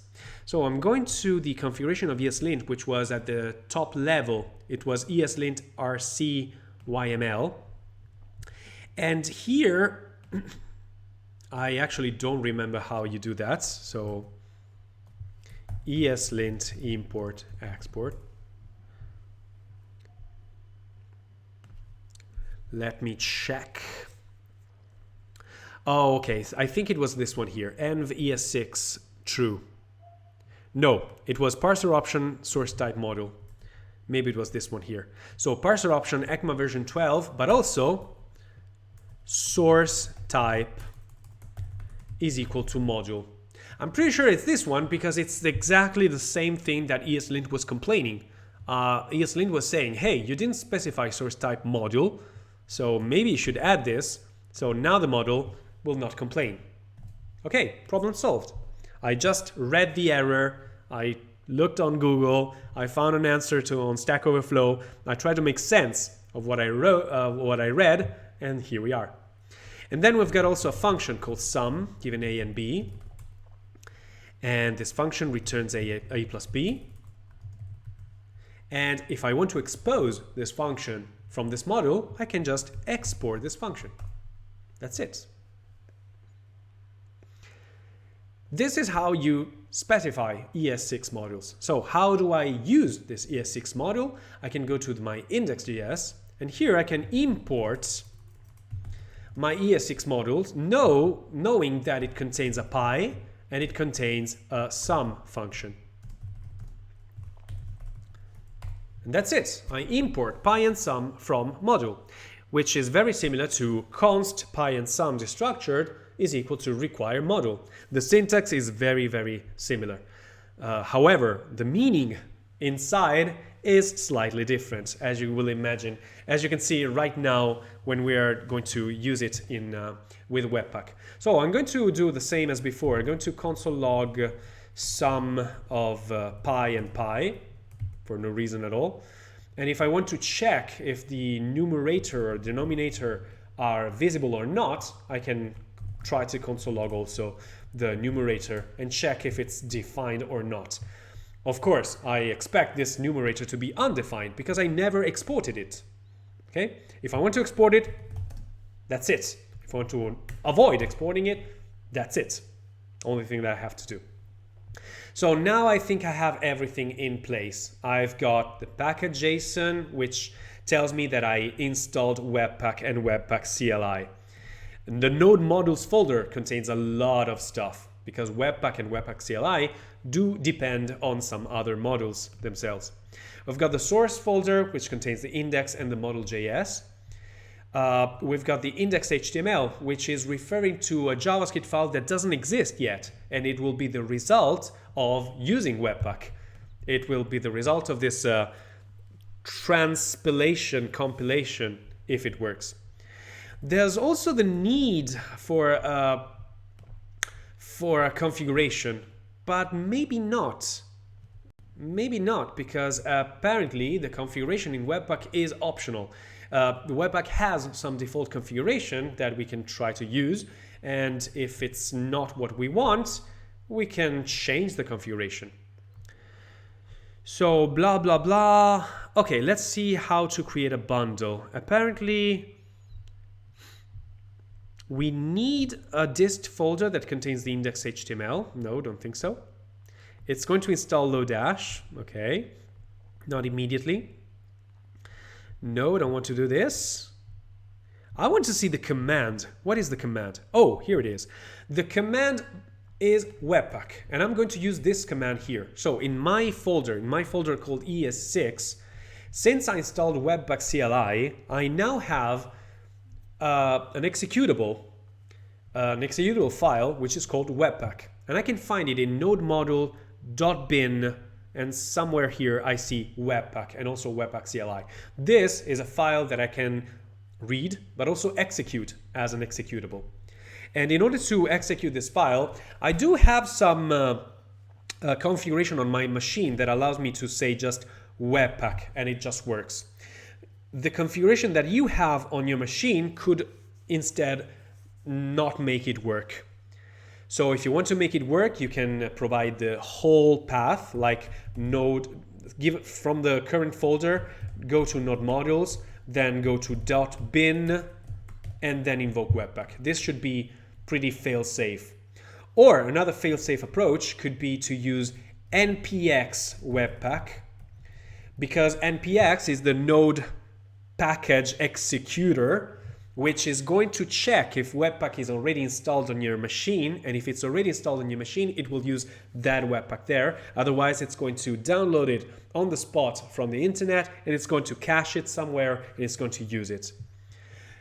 And given npx, one other thing that we can do is to create in our package.json a script, just like we did before. Before we created start, but now I'm going to use build. It's the usual script name. And when I do build, I can say, hey, invoke Webpack as a command. Internally, the package.json already knows that it has to invoke npx Webpack. So you don't need to say npx Webpack. You can just say Webpack, and it should work. And if you do this, then you can invoke npm build, which will invoke this Webpack command line program. Shall we try? npm build. Oh, npm build called with no arguments. Did you mean npm run script build? Of course. In Node.js and in npm, there's a strange thing. There are some scripts which have a standard name, like start, so you can call them just like npm start.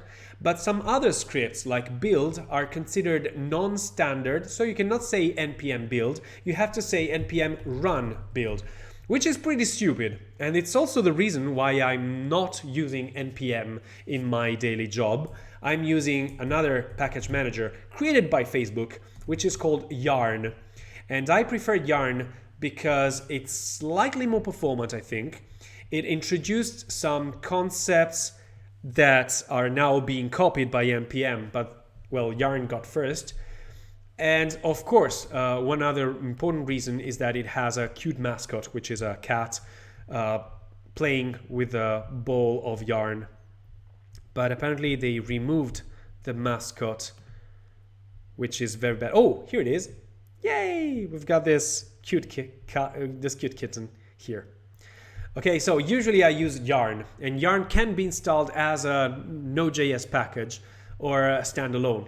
You just see how you install Yarn, and once you have Yarn, instead of doing npm something, you can just do yarn something, and it has a slightly different syntax. For example, if you want to install a package, npm install is replaced with yarn add, and it's the same thing. And if you want to install in as a dev dependency in npm, you say npm install --save --dev. But in Yarn, it's actually easier because it's yarn add --dev. Very, very similar. I don't think you should learn yarn from the start. That's why we're sticking with npm, the usual stuff. So I cannot just say npm build, I have to say npm run build, because build is not considered a standard script in npm. Whereas in yarn doesn't care about standard or non-standard scripts, so you can say yarn build, yarn start, yarn test, whatever, without the run keyword. But I'm doing yarn run build, npm run build, and let's see what happens. Okay, now it did something. Let's have a look at what it did. So apparently npm run build executed the webpack command, and it found asset main.js, which is strange because we don't have an asset main.js. It also found this thing here, which looks an orphan model. There's a warning, export numerator was not found. This warning is pretty interesting. This says also another warning, the mode option has not been set, so the fallback will be to production. This is fine to me. And then it compiled with 2 warnings in just 260 milliseconds. But what is the result? Well, the result is that now I have a new folder called dist, and if I look at it, it contains a file called main.js. And if I look inside of this file, it contains, this looks like an IIFE. In one line, I see a lot of stuff, but it's an IIFE. You see? If I save this file, it will probably also format it. Yep, now it's formatted. And this is the result of the compilation of my modules. So it's an IIFE. It's an arrow function that is defined and invoked immediately. And then my code is pretty unrecognizable, but I know that this is my code. I see that it's my code because I see pi as a function. I see t as the result of 22 divided by 7. And I see this function called r, which is my sum function. And then I see this console log, which is invoking my sum function, even though it has a different name. And also doing console log of o.numerator, which doesn't seem to be available. So as you can see, Webpack did a lot of stuff. It took 2 different modules that I wrote in the latest standard ES6 syntax, and it instead converted it into a lot of strange stuff, even renaming my variables. Minified code says AMP3. Exactly, it minified my code. The code is now shorter and it's also more difficult to read. It's a little bit obfuscated, we can say, but we can just say it's minified. Minification is pretty important because it allows for more performance, since our code is shorter and it gets downloaded faster from the server. And yeah, it also allows maybe a little bit of obfuscation, so it's more difficult to read and to hack. But this is probably just more of a side effect. If you want to really obfuscate your code, there are some JavaScript code obfuscators, which makes no sense. I never had to obfuscate my code. But yeah, if you want to obfuscate this code, it becomes something like this, completely unreadable. But who cares about that? Minified code is already pretty difficult to read, but still, I don't think there's people who want to read your code and hack on it, especially if you're designing it well. So this code that we had, I want to recreate it. So I'm going to do again, not here. I'm going to recreate it, npm run build. Okay, we now have again this main.js, which is even in one line. Exclamation mark 0 is interesting for minified code. Really? Where did you see the exclamation mark 0? Was it in, oh, here. Value is not 0, which means that not 0 is going to transform the 0 into a Boolean, and it's becoming not false, so true. This module is an object that has a value of true. Apparently, not 0 is better than true. Why? Because true is 4 characters, not 0 is 2 characters. That's why they use not 0, because it's shorter than writing true. You spared 2 characters. As you can see, this is completely unreadable and it's not worth reading. So it's code that is supposed to be read by the browser, not by the user. This is why Webpack and compilation is important. You write code that you are able to read and write, and then it gets compiled into something that the computer is able to read and write with all the due optimizations too. This optimization of not 0 is pretty stupid, but another optimization, for example, is that, as you can see, t, which is our pi, is equal to 22 divided by 7. But this is not how we defined pi. We define pi as the result of using 2 constants. But Webpack apparently understood that these 2 constants are only used inside of here. So Webpack decided that there was no need to define those 2 constants, and instead it replaced the value of those constants directly in the operation.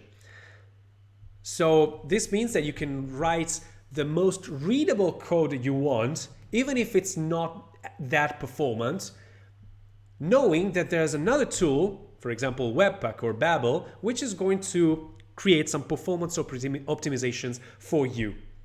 So please do not strive for performance. Strive for readability. Strive for clear code, clean code, not performant code. Performance is something, it's not your concern, not immediately. The 2 rules of optimizations are: 1, do not optimize. 2, do not optimize yet. You just optimize as soon as you really, really need to optimize your code. Otherwise, don't optimize. So now that we have this build, by default with no configuration, Webpack created a main.js inside of the dist folder. So I have to update my index.html. My index.html expected a bundle, and it's not a bundle, it's a main.js. So now I can probably open this file with the live server or whatever I want, and it's going to show me a beautifully blank page. But the blank page also in the console shows me the result of summing pi to itself and the results of console logging numerator, which is one of those variables which were not exposed by my module. So that's it. That's how you use modules in Webpack. You write your source code, and then through Webpack you perform a compilation which will create one unique bundle that you import in your index.html, and then you're going to use that compiled code, JavaScript code, as one piece of code. Of course, there's a lot more to say about this. I already mentioned the fact that this is static modules, which means that probably there's also a way to do dynamic module loading. If you want to know what dynamic module loading is, it's already an advanced concept, and it's meant for those people in the audience that already know a little bit of this stuff and want to know something more. Well, we can create a dynamic module here. I'm going to create a new file, and I'm going to call it dynamic module.js. This dynamic module is going to, I have no idea. It's going to, you know what, it's going to export a user, and the user is myself. I'm sorry for the lack of fantasy here. Okay? This is a module that, like any module, is going to export something. It's going to expose something to the outside world. And in my index.js, I want to import this module somehow dynamically. I want to say, if something occurs, then I want to import that module. Otherwise, I don't want to import that module. And sometimes this is important, is interesting. For example, if you have a huge application and the code for that application is too big, it's, I don't know, 5 megabytes or 10, 20, 30 megabytes of code that you have to download all at once just to have the application available on your browser, maybe you want to split this application into multiple pieces. Maybe you want to download immediately the code for the home page, but you're going to download the code for your listing page only if you click on the link that points to the listing page. So this behavior in Webpack is called code splitting, which means that instead of creating one bundle, one unique bundle, you want to create multiple bundles. Well, one main bundle and multiple chunks. They are usually called chunks. So the main bundle will be loaded immediately, along with all the chunks that it immediately requires. But there are some chunks that you want to load only on demand. And this is pretty difficult to achieve with AMD, require.js, and it's very, very easy to achieve with Webpack and this dynamic module loading. Why is it so easy? Because it uses promises. So let's try to use promises in this case too. I don't know how to concoction this experiment, but let's say I can say const should load is equal to a prompt. Should I load the next module? Okay, so I'm asking the user if I want to load the next module. And if should load is equal to true, if it's truthy somehow, then I'm going to load that module. And the syntax here is slightly different. I cannot import that other module, like, what would he say? Hi, what would he have here? Not this one, this one. Oh, it had a user. So I cannot just import the user just like this. This does not work. And it doesn't work because, as I told you, this is static module loading. And it's static module loading because it's not interpreted at runtime by the browser. This module loading is interpreted at compile time by Webpack. Webpack runs through all the files that you have. It looks at the topmost part of those files. It looks for these imports and tries to create the dependency tree and to resolve this dependency tree so it is able to create the whole bundle. And that's why the imports should always be at the top in order to help Webpack find those static imports. That's why, for example, the console logs, you cannot put them before the import. I don't know why it seems like it allows to do it, but it's not. It's actually pretty wrong to do it. Okay, who cares about that? So that's why you cannot just import things dynamically like this. You have to use a different syntax. A syntax which allows the browser to download a different chunk dynamically. And it allows Webpack to say, okay, here in line 8, there's a line that tells me that I have to split this bundle into two chunks. The main bundle and a separate chunk that will be loaded only if a condition is true. So we cannot use this import syntax, but we can use this other import syntax, which is using import as a function. I'm using import of dynamic module, and this import function, surprise, surprise, is returning a promise. So I can do then that given the module is going to do something. For example, the module, I think, should have the user attached to it. So probably I'll be able to console log module.user. Not really sure about this, but let's see. So I'm going to compile.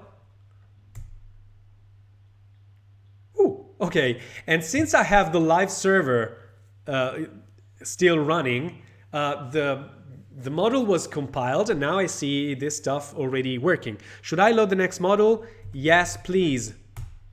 And now I see name Anthony, age 38 appearing. What happened under the hood? Well, we see now that the dist folder not only has main, but it also has 287.js. This is a chunk. This chunk is pretty small, and if I try to, oh, come on. And if I try to analyze this chunk, I can see that it only contains a few stuff. Well, I see that it contains you as name Anthony, age 38. And it exposes the user as a function that returns you, not yourself, me. Okay? And the index now, the main now, is probably different than before, slightly different. In fact, I see that it has a lot more stuff because it has some code that it also involves promises, which is code that is able to not only bundle all of my static code together, but it's also able to download some module from the internet. You see loading chunk, failed, missing load. It has a lot of stuff that is the logic that allows you to load the module from the internet and then use it. And as you can see here, we've got still the console log of LII, which was the console log of summing pi to pi, console log of a.numerator, which gives me undefined. Then we also have prompt and n.e287, which is probably the code that loads module number 287, and then binds the function n to 287, and then it will console log e.user as soon as it finds it. From the network point of view, it's also pretty interesting to see that the main.js file is automatically immediately loaded as soon as I load the page. But then when I say yes please, only then we've got module 287 loaded afterwards on demand as soon as I decide that I want that module. Otherwise, I can press ESC and that module 287 was never loaded before. So this is how static and dynamic module loading works with Webpack. Very, very easy. You just write code with this import syntax that is promise-based. See? And if you want to use async await, why not? You wrap everything into a function and you do async function with await import, and then you get the model and you do whatever you want. There's one last thing that I can tell you about this syntax, this ES6 syntax, and it's that if you want to, you can also have, let me just close some things. If you want to, you can also have a default export. So you can say export default, and this default export, there must be at most one in every module. So even 0, but not 2, either 0 or 1. And in here, you can export anything you want by default. Let's export a function, for example.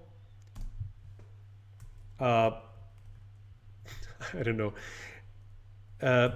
Say hello, console log, end of the academy. And this is a function, oh come on please, this is a function that I can import in my main module if I want to, and I can import it with any name I want. So I can call it say hello, or I can call it say goodbye. It's the same. And I can even mix the default export with the named exports. These are called named exports, and I have to specify the correct name. So that's one cool thing about the default export. I can import it but giving any name I want, while with named exports I have to provide the correct name. And 3 says, that's pretty cool, didn't you know that? Awesome. What if I need a function exported by the module I want to dynamically import? Will it compile? Yes. Yes, of course. So if you have the dynamic module here, we exported the user, but we can export by default a function called say hi. and this will return, no, this will not return. This will do a console log of, I don't know, user says hi. Okay, so I'm even using the user here. I'm I'm exporting this this function by default, which means that in my index, I can get the default, which is called module.default. So I can say something like module.default, and I know that this is a function, and I can invoke it just like this. Or, as I usually do, I can destructure the module as an object, because I know that it's an object which contains the user, and it also contains the default, which I can rename, like say hello. So if I do like this, then instead of saying module.user, I can say user, and instead of module default, I can say hello. Was it say hello? Yep. Okay, so should I load the next model? Yes. And now I see nothing of the sort. What did I get wrong? Did I just forget? It's not working actually. Export default function say hello. Is this say hello being invoked? Default say hello. Maybe this is not working. And what about the say? Okay, say goodbye. I was not even calling it, so let's also do a say goodbye. Say goodbye. And say goodbye was already doing a console log, right? Yes, but it's called say hello here, which is still good because it proves the point that I can name it any way I want. It's not actually working, so I'm probably going to run the build again. I'm not sure it's going to, it's building. Okay. Yeah, now it's working. So I see end of the academy here, and I say yes, and it's going to print the thing that I wanted to print. Even though I didn't want to say hello, I wanted to say hello to user.name. Okay, I still have to remember to build my code, otherwise it's not going to work. Yes, now Anthony says hi. Okay, this is work. Okay, but inside the function only, I guess.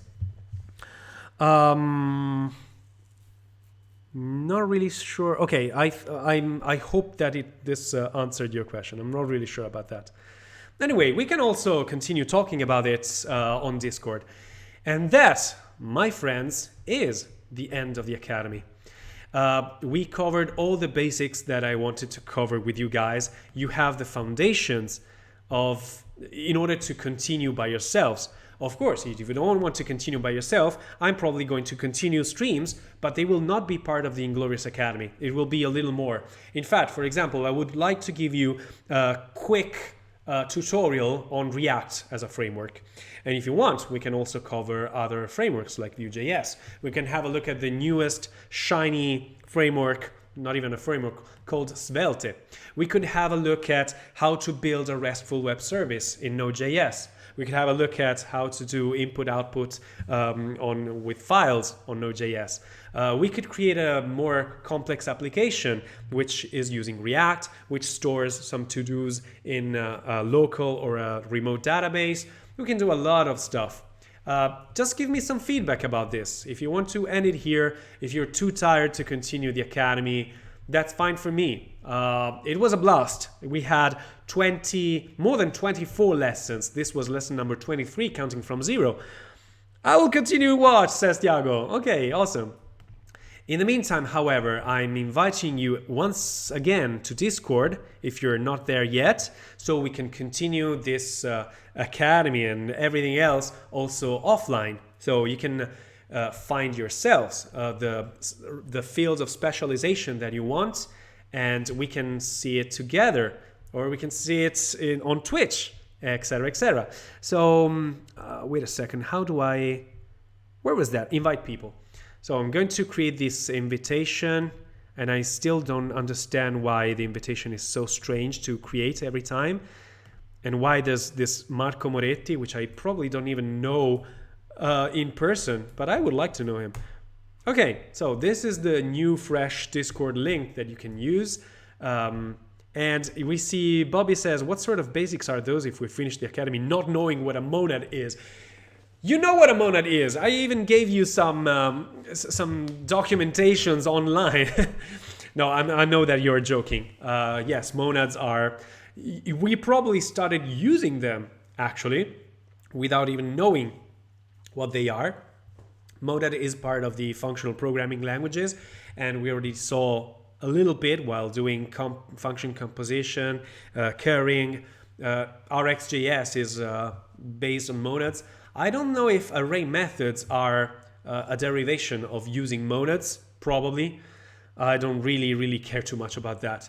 But that's it. I hope you enjoyed the Academy, and we will continue improvising next Saturday maybe with new topics, which are not part of the Academy. If you want a degree, you already know that we created this nice degree together, the Certificate of Survival.